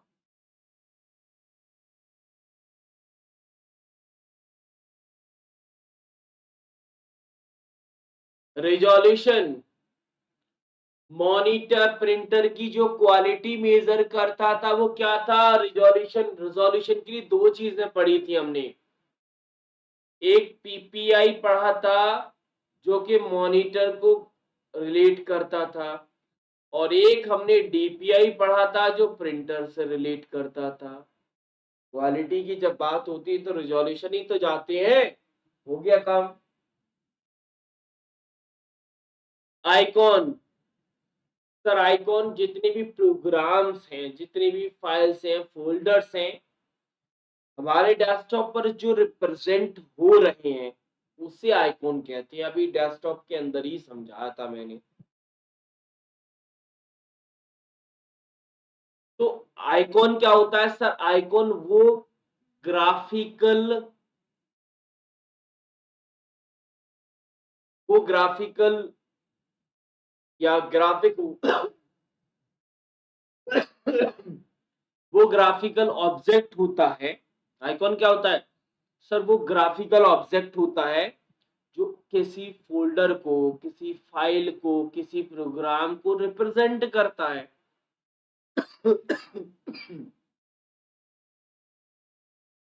यानी आप एमएस वर्ड की फाइल ओपन करते हो तो उसका जो दिखता है ना ग्राफिक इमेज, वो आइकॉन होता है। सब कुछ आइकॉन होते हैं हमारे विंडोज में। सिस्टम से पढ़ चुके हैं, पढ़ा था मैंने, सिस्टम से पढ़ाया था आपको, बिल्कुल पढ़ाया था, भूल गए ना? भूलना नहीं है। ये देखो सिस्टम ट्रे अभी लिखा भी यहाँ पर, ये रहा वो एसटी। हमारे टास्क बार का राइट एरिया था, राइट साइड में जो एरिया उसे सिस्टम ट्रे के नाम से जानते हैं। इसी सिस्टम ट्रे में तो हमारा वॉल्यूम, हमारा date and time, battery icon, network, ये सभी अवेलेबल थे। System restore, system restore. आगे लिखो, सिस्टम रीस्टोर के आगे क्या लिखोगे?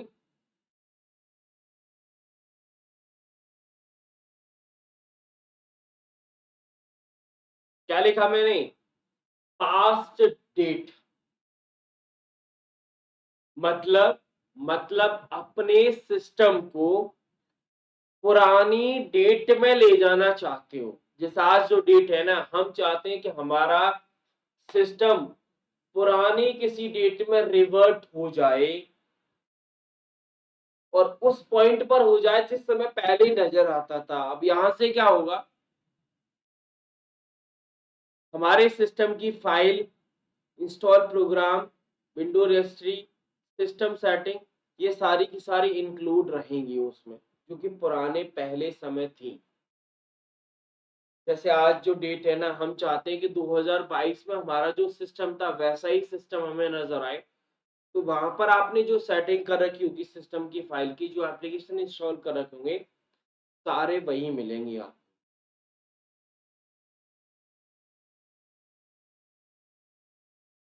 चलिए, नेक्स्ट स्टेप विंडो एलिमेंट है। ये क्या होता है?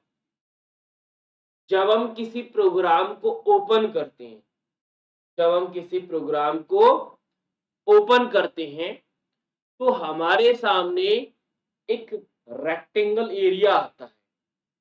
याद है? चाहे एमएस वर्ड ओपन करो, चाहे इंटरनेट ओपन करो, कुछ भी ओपन करो, तो हमारे सामने एक रेक्टेंगल एरिया आता है। उसी को हम विंडोज का नाम देते हैं या विंडो का नाम देते हैं। अब इस विंडो को हमने दो पार्ट में डिवाइड किया, पहला एप्लीकेशन विंडो और दूसरा डायलॉग बॉक्स। एप्लीकेशन विंडो क्या होता है? जैसे आपने इंटरनेट ओपन किया तो इंटरनेट का ओपन करने वाली जो विंडो है उसे एप्लीकेशन विंडो का नाम देते हैं। डायलॉग बॉक्स हमारे एडिशनल फीचर्स को शो करता है। कैसे? देखते हैं।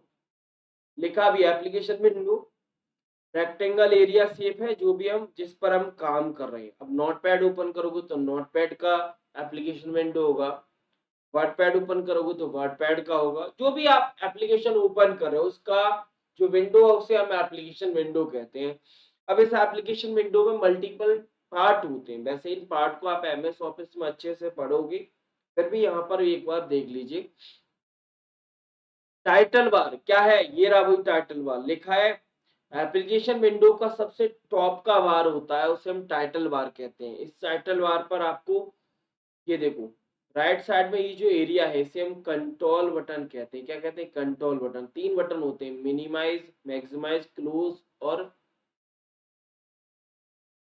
और ये एप्लीकेशन का आइकॉन रहता है यहाँ पर, और नाम भी यहीं पर नजर आता है उसी विंडो का। इसी टाइटल बार के नीचे आपको ये नजर आता है फाइल, एडिट, व्यू। ये हमारा मेन्यू बार होता है। क्या होता है? Menu bar. या टाइटल बार के जस्ट नीचे मेन्यू बार मिलता है। कंट्रोल बटन मैंने आपको बताई दिए तीनों होते हैं।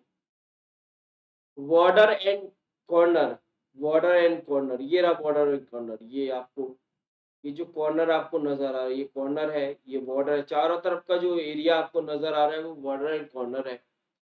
स्क्रॉल बार, ये स्क्रॉल है, ये वर्टिकल स्क्रॉल है, ये आपका हॉरिजॉन्टल स्क्रॉल है। ये आपका वर्किंग एरिया है बीच में जिस पर आप काम कर रहे हैं। फिगर में भी है, यहाँ पर भी लिखा। लेकिन बॉर्डर और कॉर्नर को एक अच्छे से समझना। अगर आप ध्यान दें तो जब आप कर्सर को यहाँ पर ले जाएं, यहाँ पर, तो यहाँ से जब आप विंडो को रिसाइज करेंगे तो विंडो की हाइट और विड्थ दोनों चेंज होगी। मतलब किसी एप्लीकेशन विंडो को जब कॉर्नर से रिसाइज करते हैं तो हाइट और विड्थ दोनों चेंज होती है, और जब किसी साइड से करेंगे तो जिस साइड से करेंगे उसी के बेस, जैसे इधर से करेंगे तो आपको उसकी चौड़ाई पर मतलब परिवर्तन होगी, हाइट में कोई परिवर्तन नहीं आएगा। ठीक है, चलिए। डायलॉग्स क्या है सर? डायलॉग्स वो स्मॉल एरिया होता है जो हमें किसी कमांड के बारे में इंफॉर्मेशन देता है, यानी कुछ एडिशनल कमांड प्रोवाइड करता है, उसे हम डायलॉग्स का नाम देते हैं। डायलॉग्स हमें बोला जाए कि जो ड्रॉप डाउन मेनू की जो कमांड्स होती हैं उनके बारे में डिटेल डिफाइन करता है। नेक्स्ट है यूजर अकाउंट। अब अकाउंट के बारे में तो मैंने कंट्रोल पैनल में बताया था कि अकाउंट का मतलब होता है जो ऑथराइज पर्सन है उसे हम यूजर कहते हैं। अब यूजर के अकाउंट भी तो होंगे। अब अकाउंट की जरूरत क्यों पड़ेगी? जब हम कंप्यूटर में साइन इन कर रहे हैं, जब हम कंप्यूटर का यूज कर रहे हैं तो वहां पर ऑथराइज करना होगा आपको कि आप उसके यूजर, यानी कंप्यूटर में प्रवेश करने के लिए हमें यूजर के अकाउंट की जरूरत होती है। और साइन इन करने की दो तरीके होते हैं, एक तो जस्ट सीधा सिंपल जा सकते हैं, विद पासवर्ड के जा सकते हैं। पासवर्ड में ये होता है, यानी जैसे हमारा मोबाइल है, अब मोबाइल में आप प्रवेश करोगे तो मोबाइल में प्रवेश करने के दो तरीके हैं। अगर पासवर्ड है तो पासवर्ड डालना होगा तो आप ऑथराइज पर्सन है। काफी बार क्या होता है कि आप मोबाइल में पासवर्ड नहीं लगाते, सीधा आप एंटर करो और आपका विदाउट पासवर्ड आप लॉग इन कर सकते हो। तो ये दो तरीके होते हैं। तो ऐसे ही यूजर अकाउंट के भी तरीके होते हैं, लेकिन कंडीशन ये होती है कि उस डिवाइस पर कंडीशन क्या अप्लाई है। अगर पासवर्ड होगा तो पासवर्ड के साथ जाएंगे, पासवर्ड नहीं होगा तो पासवर्ड के साथ नहीं जाएंगे। सिंपल तरीका है।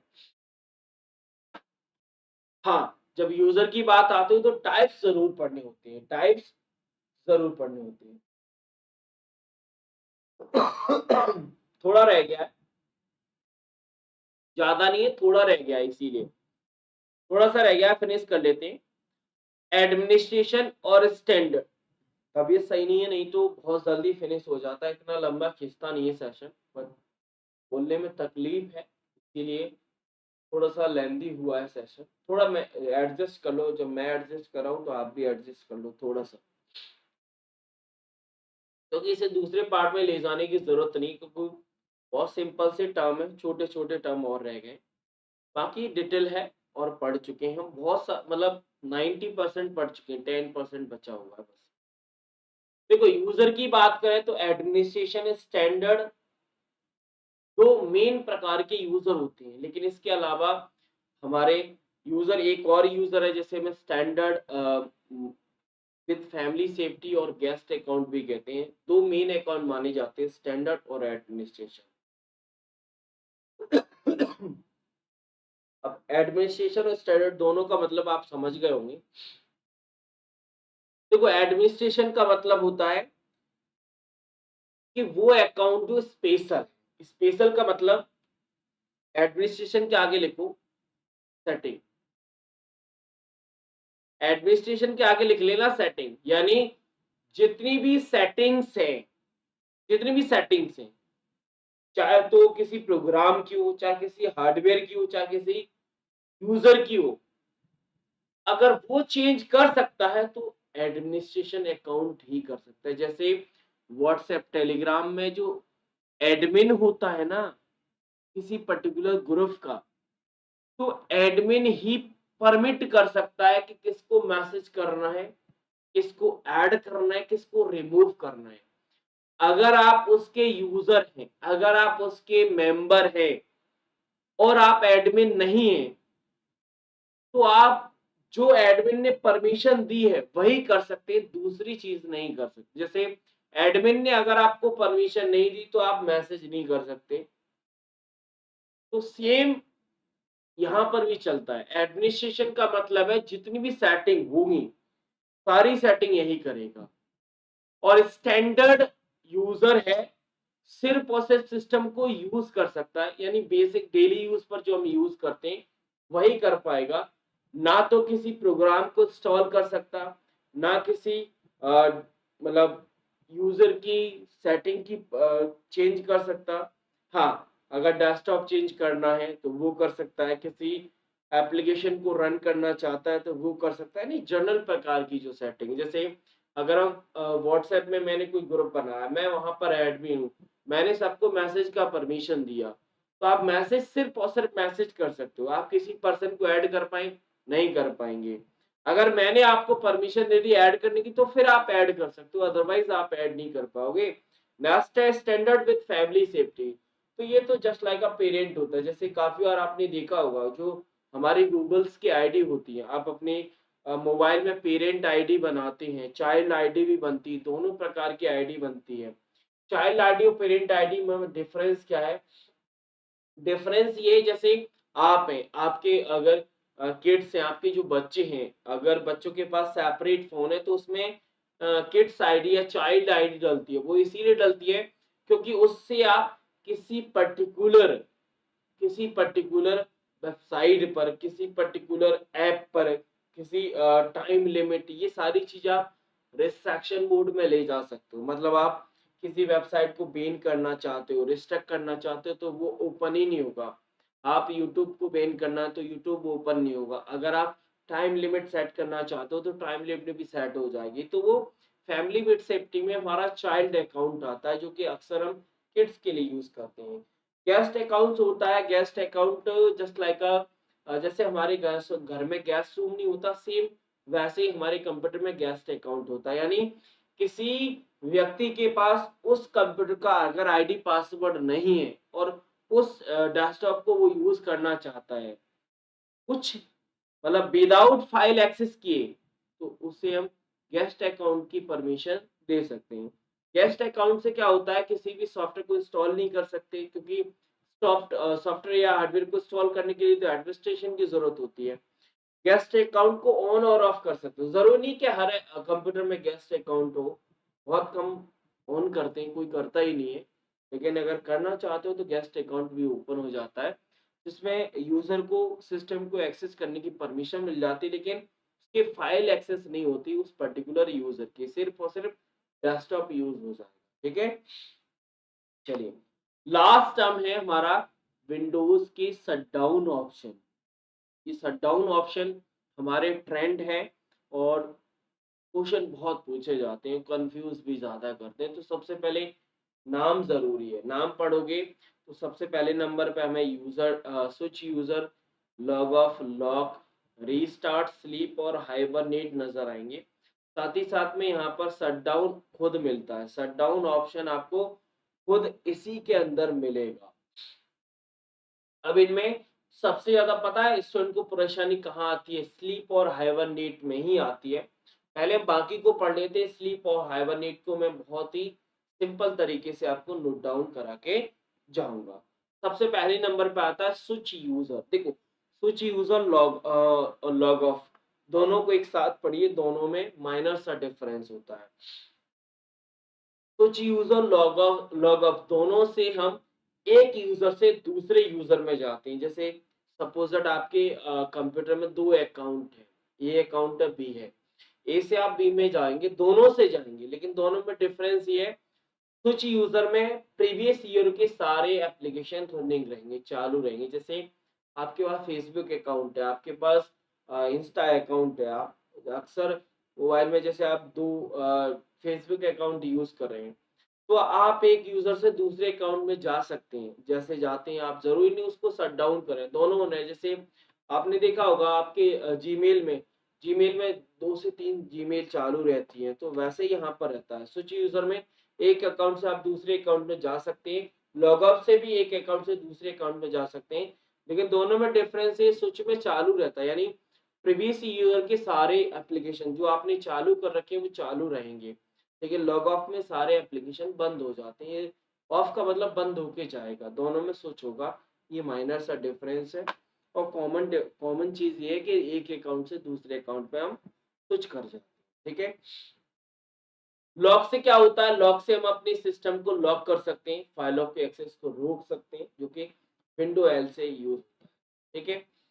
रीस्टार्ट, रीस्टार्ट हम अपने कंप्यूटर को रीस्टार्ट कर सकते हैं, और ये रीस्टार्ट जो होता है वो अक्सर हम सॉफ्टवेयर इंस्टॉलेशन के समय करते हैं। जब हम कोई सॉफ्टवेयर इंस्टॉल करते हैं तब हम इसका अक्सर यूज करते हैं।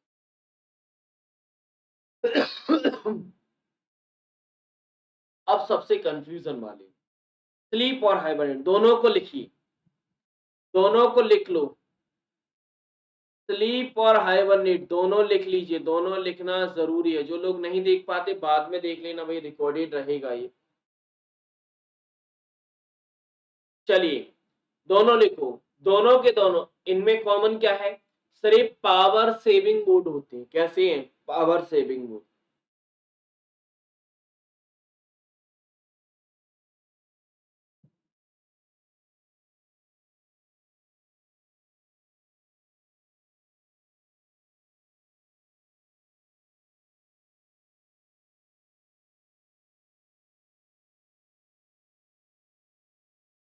ब्रैकेट में कर लो,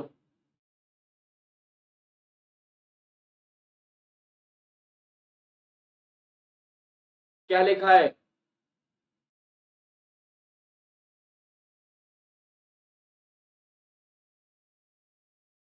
स्लीप और हाइबरनेट दोनों के दोनों में हमारा पावर सेविंग होती है। डिफरेंस क्या है, स्लीप में लो पावर सेव रहेगा, यानी कम पावर सेव होगी, और हाइबरनेट में ज्यादा पावर सेव होती है। डिफरेंस यानी स्लीप मोड का यूज किया जाता है स्मॉल ब्रेक के लिए, छोटा ब्रेक अगर हमें लेना है। जैसे अभी मेरी क्लास है, मैं आधे घंटे बाद क्लास लेना चाहता हूं, तो मैं अपने सिस्टम को स्लीप मोड में छोड़ जाऊंगा। ठीक है। और अगर मैं लंबा ब्रेक, जैसे मेरी अभी क्लास है और मुझे सुबह क्लास है, मुझे सिस्टम बंद नहीं करना, तो सुबह जब क्लास लूंगा तो उस मोड में मेरा जो सिस्टम जाएगा वो हाइबरनेट में जाएगा। ठीक है। चलिए वही आगे पॉइंट और लिखो भाई, स्लीप मोड का संबंध रैम मेमोरी से लिखो, और हाइबरनेट का संबंध हार्ड डिस्क के लिखो।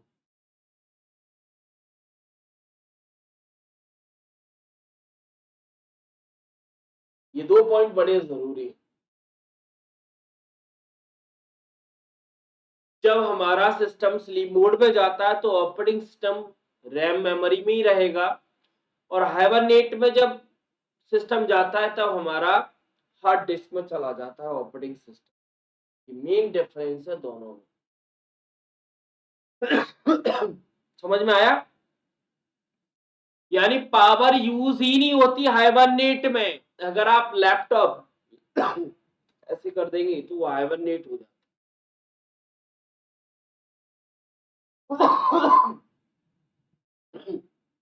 सॉरी। तो यहां पर हो जाता है विंडोज।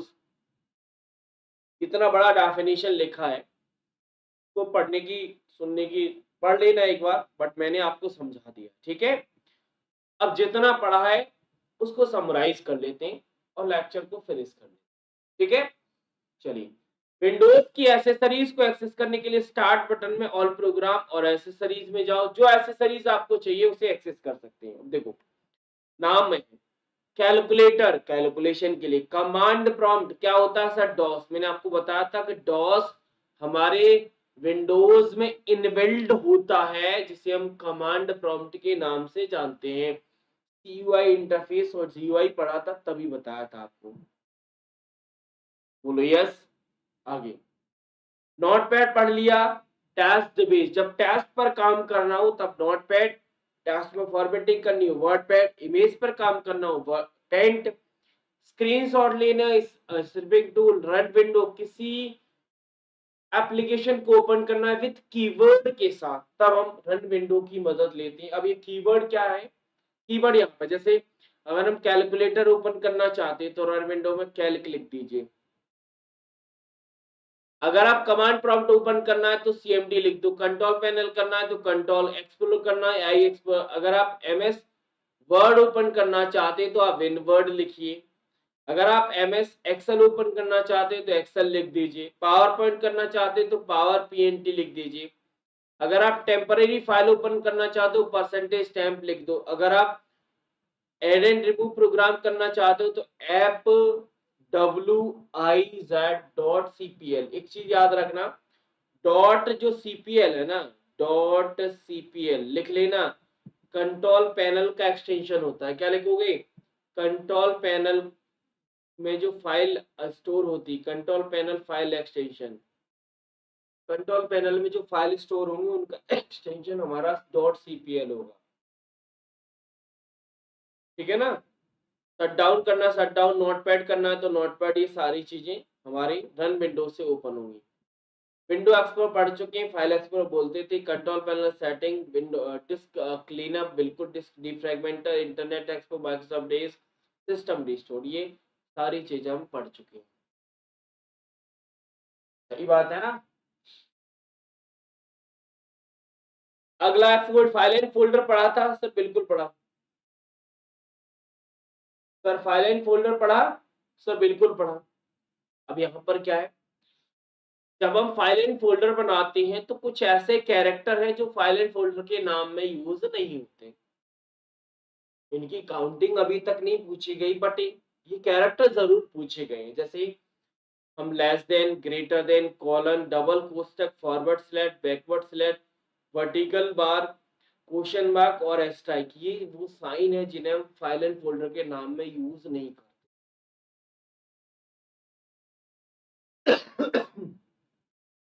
समझ में आया कुछ, यानी जब हम फाइल एंड फोल्डर का नाम लिख रहे हैं तो ना तो less than, greater than, colon, double कोष्टक, forward, backward slash, question mark, asterisk और वर्टिकल बार, इन साइन का या इन कैरेक्टर का यूज हम फाइल एंड फोल्डर के नाम में नहीं करेंगे। अब फाइल एंड फोल्डर पढ़ा दिया था इसीलिए इसे रिवाइज करना जरूरी था।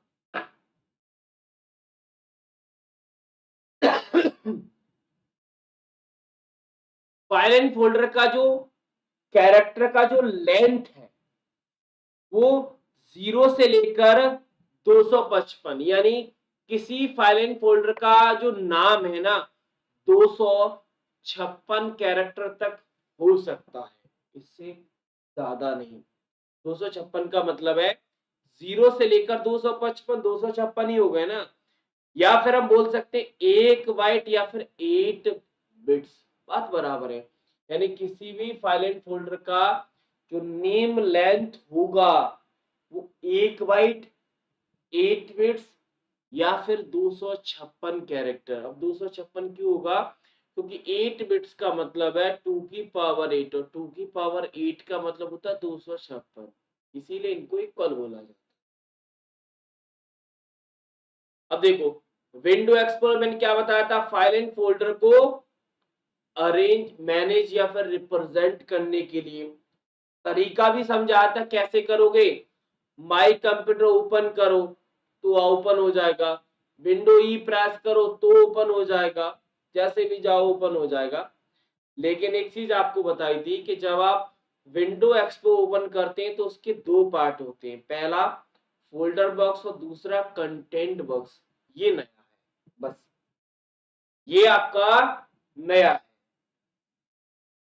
यानी जब हम विंडो एक्सप्लोरर ओपन करते हैं तो हमारे विंडो एक्सप्लोरर के दो पार्ट आते हैं, एक फोल्डर बॉक्स आता है जो विंडो एक्सप्लोरर के लेफ्ट साइड रहता है, कहां पर रहता है, लेफ्ट साइड, जहां पर फोल्डर की लिस्टिंग नजर आ रही थी, मैंने आपको दिखाया था, और जहां पर ड्राइव की लिस्टिंग नजर आ रही थी, ड्राइव वाली लिस्टिंग को कंटेंट बॉक्स के नाम से जानते हैं, जिसे हम राइट साइड के एरिया की बात करते हैं और लेफ्ट साइड के एरिया को हम फोल्डर बॉक्स कहते हैं, ठीक है।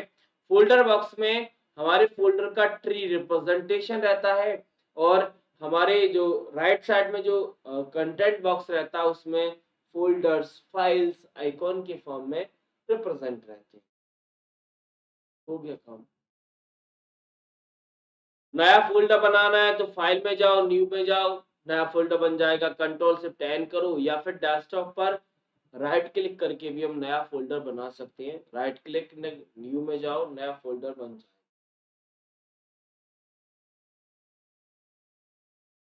एक चीज याद रखना, आगे बताऊंगा मैं आगे। फाइल सिस्टम, फाइल सिस्टम के नाम जरूरी है, फाइल सिस्टम के टाइप, ऑपरेटिंग सिस्टम, डिस्क, ये फाइल सिस्टम के टाइप होते हैं। फाइल सिस्टम होता क्या है सर? फाइल को जो ऑर्गेनाइज करता है, जो अरेंज करता है, वो फाइल, यानी फाइल जिस रूल के आधार पर स्टोर की जाती है वो फाइल सिस्टम ही होता है। फाइल सिस्टम डिपेंड करता है हमारी डिस्क पर, हमारी विंडोज पर कि हम कौन सा यूज कर रहे हैं। विंडोज में जो फाइल सिस्टम यूज होता है वो NTFS यूज होता है। NTFS, NTFS, FAT, file allocation table, EFAT। तो EXFAT का मतलब एक्सटेंड फाइल एलोकेशन टेबल, इनकी फुल फॉर्म तो पता होंगे, नहीं पता है तो लिख लीजिए। FAT का मतलब होता है फाइल एलोकेशन टेबल, और NTFS का मतलब होता है न्यू टेक्नोलॉजी फाइल सिस्टम। ठीक है, लिखे भी है मैंने यहाँ पर, लिखे कौन कौन से यूज होते हैं। अभी हम, मैंने आपको एक चीज बताई थी कि जब हम फाइल एंड फोल्डर के नाम लिखते हैं तो कुछ कैरेक्टर है जिनका हम यूज नहीं करते थे, less than, greater than, forward, backward, select, colon, इन सारी चीजों का। लेकिन इसके अलावा कुछ ऐसे नाम भी हैं जिन्हें हम फाइल एंड फोल्डर के नाम में यूज नहीं करते। यानी नाम भी है जो हम फाइल एंड फोल्डर का नहीं रख सकते। उसमें कौन है, कॉम 1 है, कॉम 2 है, com 3, com 4, LPT1, LPT2, LPT3, PRN and NUL, ये वो नेम है जो रिजर्व है। इन्हें आप फाइल एंड फोल्डर के नाम में यूज नहीं कर सकते। हो गया काम। अब कुछ एक्स्ट्रा टर्म है, वैसे तो पढ़े गए हैं सारे, फिर भी एक्स्ट्रा टर्म नाम से ही नजर आएंगे। जैसे पहला टर्म है ड्रैग एंड ड्रॉप। पहला कौन सा टर्म है? Drag and drop. देखो,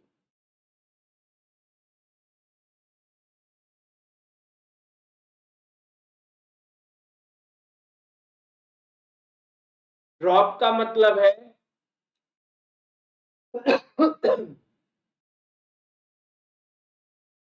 ये 4 डायरेक्शन, और ड्रैग का मतलब है आप कोई भी डायरेक्शन ले लो।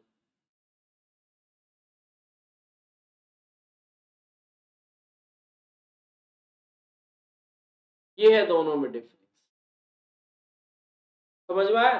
मतलब up and down, left and right drop में जाएगा, ड्रैग में कोई भी डायरेक्शन ले जाओ वो हमारा ड्रैग में चला जाए। ठीक है, पूछा नहीं गया है कभी, जस्ट प्रैक्टिकली होता है। डिवाइस मैनेजर, नाम से स्पष्ट आ रहा है, जब हम डिवाइस का मैनेजमेंट करना चाहते हैं। अब डिवाइस कोई भी हो सकती है, प्रिंटर हो सकती है, स्कैनर हो सकती है, माउस हो सकता है, जितनी भी डिवाइस है उनका मैनेजमेंट करना है तो डिवाइस मैनेजर से होगा। इवेंट को डिस्प्ले कराना है या उनके एरर को चेक करना है तब हम इवेंट व्यूअर में जाते हैं। सेटिंग हम लोग जानते हैं, जिसे कंट्रोल पैनल से हमने रिप्रेजेंट किया था।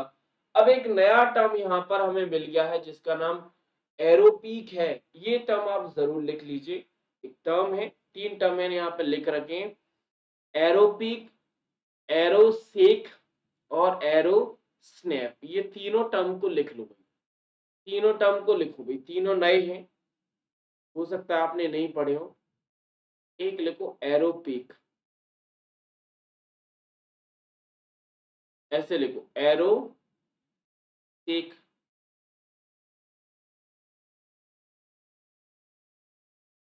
एरो स्नैप, तीनों को लिखो, तीनों को समझ।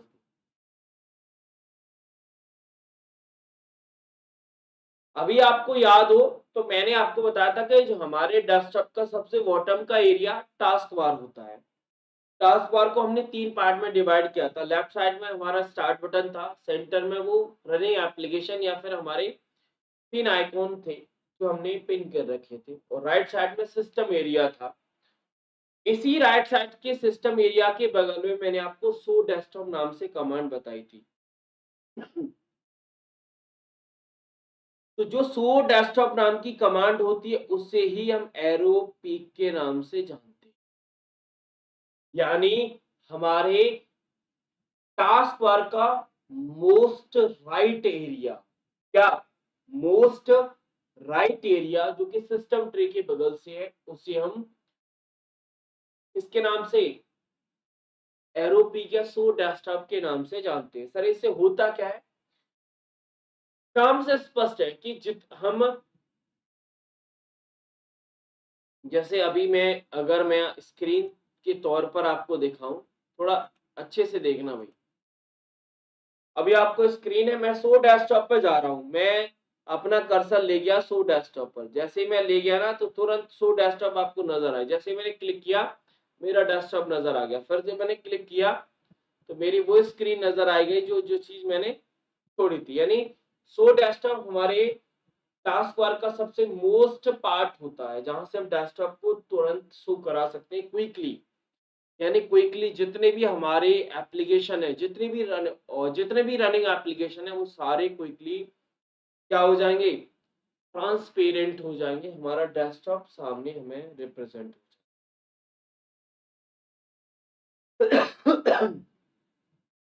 ये तो समझ में आया।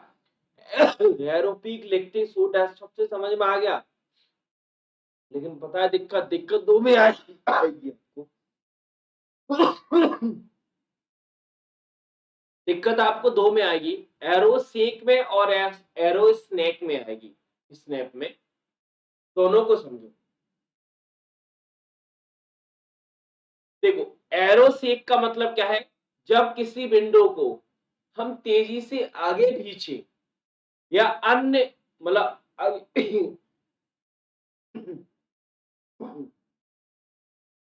कोई विंडो हमने पकड़ी और उसे बहुत तेजी से हम आगे पीछे करते हैं तो विंडो क्या हो जाती, छोटी हो जाती हमारी। सेक मतलब क्या होता है, हिलाना।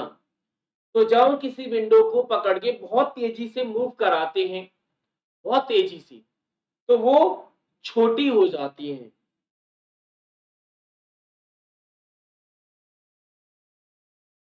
और उसे अगेन हम सेक करेंगे तो वो रिस्टोर्ड हो जाएंगी। यानी मेरे पास ये जिस विंडो पे मैं काम कर रहा हूं, अगर से बहुत तेजी से हिलाऊंगा तो जितनी भी विंडो है सारी रिस्टोर हो जाएंगी। सारी कैसे हो जाएंगी, मिनिमाइज या बोला जाए छोटी हो जाएंगी। और अगर मैं अगेन दोबारा उसी विंडो को हिलाया, जिस विंडो को अगर मैंने सेव किया है, जैसे सपोज दैट मैंने पीडीएफ फाइल ओपन की और इस पीडीएफ फाइल को अगर मैंने पकड़ के सेव किया तो फुल स्क्रीन होगी। तो जितनी भी इसके अलावा फाइल है वो सारी मिनिमाइज हो जाएंगी। और अगेन मैंने इसे हिलाया तो ये रिस्टोर्ड हो जाएगी। रिस्टोर्ड का मतलब समझते हैं? देखो कंट्रोल बटन में 3 बटन थे, मिनिमाइज, मिनिमाइज से हमारा जो एप्लीकेशन है वो टास्क बार पे चला जाता है। जो मैक्सिमाइज बटन था उसके दो यूज है, रीस्टोर और मैक्सिमाइज। मैक्सिमाइज का मतलब वो फिट हो जाती है डेस्कटॉप पर, और रीस्टोर का मतलब साइज में छोटी हो जाती है। तो अगेन सेक करेंगे तो वो रीस्टोर होके मतलब छोटी हो जाएगी। और एरो स्नैप का मतलब क्या होता है, एरो स्नैप का मतलब होता है कि जब आप अपने किसी एप्लीकेशन को, जैसे सपोज दैट मैं आपको दिखाई देता हूँ।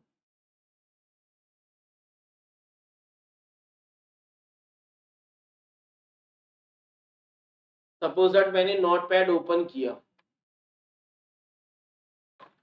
सपोज दैट मैंने नोटपैड ओपन किया, ये मेरा नोटपैड है, अभी सामने आ जाएगा, ये आ गया नोटपैड। इस नोटपैड को अगर मैं लेफ्ट साइड में ले जाऊं यहाँ पर, तो ये लेफ्ट में बड़ा हो गया। ठीक है,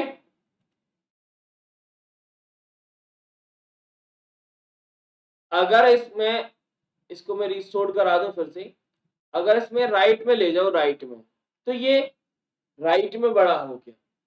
इसे कहते हैं एरो स्नैप। मतलब अपनी विंडो को जिस साइड में आप ले जाओ उस साइड में हो जाएगी वो। लेफ्ट में ले जाओगे तो लेफ्ट में, राइट में ले जाओगे तो राइट में। लेकिन जैसे उसे टॉप में रखोगे तो वो फुल स्क्रीन मोड का मतलब मैक्सिमाइज का वो ले लेगी मोड। कैसे देखो, जैसे ही मैंने फुल किया तो ये पूरी स्क्रीन पर आ जाएगी, मैक्सिमाइज हो जाएगी। इसे कहते हैं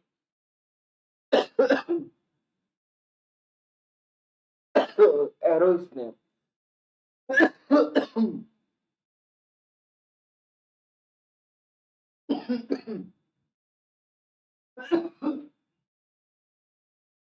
सॉरी, टाइम बहुत लग गया। लिखा भी है, किसी विंडो को अगर राइट एंड लेफ्ट ड्रैग करेंगे तो वो full respect half of screen fit हो जाएगी। अगर इसी विंडो को हम टॉप पर ले जाएंगे तो वो मैक्सिमाइज हो जाती है। यही लिख रखा है, समझ में आया? यानी किसी विंडो को अगर मैंने लेफ्ट रखा तो लेफ्ट के रेस्पेक्ट में फुल स्क्रीन हो जाएगी, अगर राइट में रखा तो राइट में हो जाएगी, टॉप किया तो मैक्सिमाइज हो जाएगी। चलिए, इसके अलावा है कंट्रास्ट मेनू, जिसे हम जब हम आइकॉन पर किसी आइकॉन पर राइट क्लिक करते हैं तो उसके जो मेनू नजर आते हैं उसे हम कंट्रास्ट मेनू का नाम देते हैं।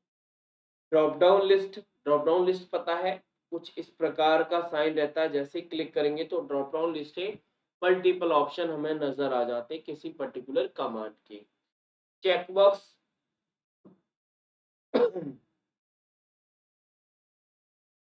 जो यस और नो की बात करता है। अच्छा, टूल टिप जानते हैं? टूल टिप, टूल टिप का मतलब होता है जब आपका कर्सर किसी कमांड पे रखे और एडिशनल रूप से एक छोटी सी विंडो नजर आती है जो उस कमांड के बारे में डिफाइन करती है, उसे हम टूल टिप का नाम देते हैं। जैसे आप किसी फोल्डर पे ले गए,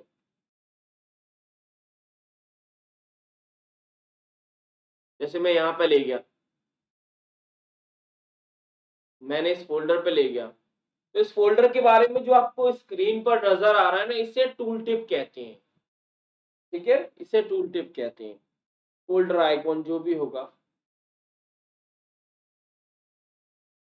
तो ये हो गया कंप्लीट। थोड़ा टाइम ज्यादा लगा, टाइम इसीलिए क्योंकि तबीयत सही नहीं थी और लेक्चर थोड़ा स्लोली स्लोली कराया। ठीक है, चलिए, तो उम्मीद करता हूँ क्लियर हुआ होगा। अब क्या करना है, विंडोज के क्वेश्चंस करने हैं। सबको पता है कि जैसे ही हमारा टॉपिक हुआ उसके बाद विंडोज के मल्टीपल चॉइस क्वेश्चन जो कि पीडीएफ में आपके पास अवेलेबल है। कितने क्वेश्चन है देख लीजिए भाई, 80 क्वेश्चन, 80 क्वेश्चन है, 80 के 80 क्वेश्चन आपको करने हैं। और इन क्वेश्चन को करने के बाद यहाँ पर विंडोज का आपने थ्योरी पढ़ लिया। अब 80 आउट ऑफ जितने भी नंबर आए वो यहाँ पे लिख देना। सॉल्यूशन विंडोज का सुबह मिल जाएगा एमसीक्यू का। ठीक है, समझ में आ गया? तो ये था आज का सेशन, थोड़ा टाइम लगा, माफी चाहता हूँ क्योंकि तबीयत सही नहीं थी। टॉपिक मैंने अच्छे से करा। अब क्या करना है, ध्यान से एक चीज, काफी लोग कहते हैं कि सर आप पढ़ाते हो तो तेज पढ़ाते हो, थोड़ा सा धीमे पढ़ाया करो। आज मैंने उसी चीज को फॉलो किया। अब क्या करना, विंडोज का एक बार क्वेश्चंस लगाना, क्वेश्चंस के बाद इस पीडीएफ को रीड करना, जो टर्म नहीं लिखे, जैसे मैंने ये एरो पीक, एरो सेक और एरो स्नैप, ये तीनों चारों टर्म आपके पीडीएफ में नहीं मिलेंगी शायद आपको, तो वो यहाँ से आप नोट कर लेना। ठीक है, और इसके अलावा जो टर्म आपको समझ में नहीं आया या डाउट है तो उसे कल क्लास स्टार्ट होने से पहले आप कमेंट बॉक्स में लिख देना। जैसे सपोजट सर हमें एमएस पेंट समझ में नहीं आया, कमेंट बॉक्स में लिख दो। सर हमें एरो पीक समझ में नहीं आया, कमेंट बॉक्स में लिख दो। जो चीज़ आपको समझ में ना आए, डाउट रहे, उसे कल कमेंट बॉक्स में लिख देना।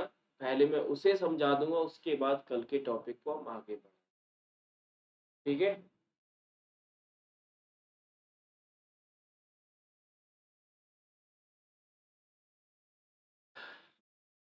चलिए भाई, तो फिर इस सेशन को यहीं पे विराम देते हैं। बाकी आप लोगों के लिए टास्क ये है कि एमएस विंडोज़ के क्वेश्चन्स आपको करने हैं और इन क्वेश्चन का सॉल्यूशन, हर एक टॉपिक के क्वेश्चंस, पीडीएफ क्वेश्चंस का सॉल्यूशन प्री रिकॉर्ड रहता है, जो कि आपको व्हाट्सएप पर मिल जाता है।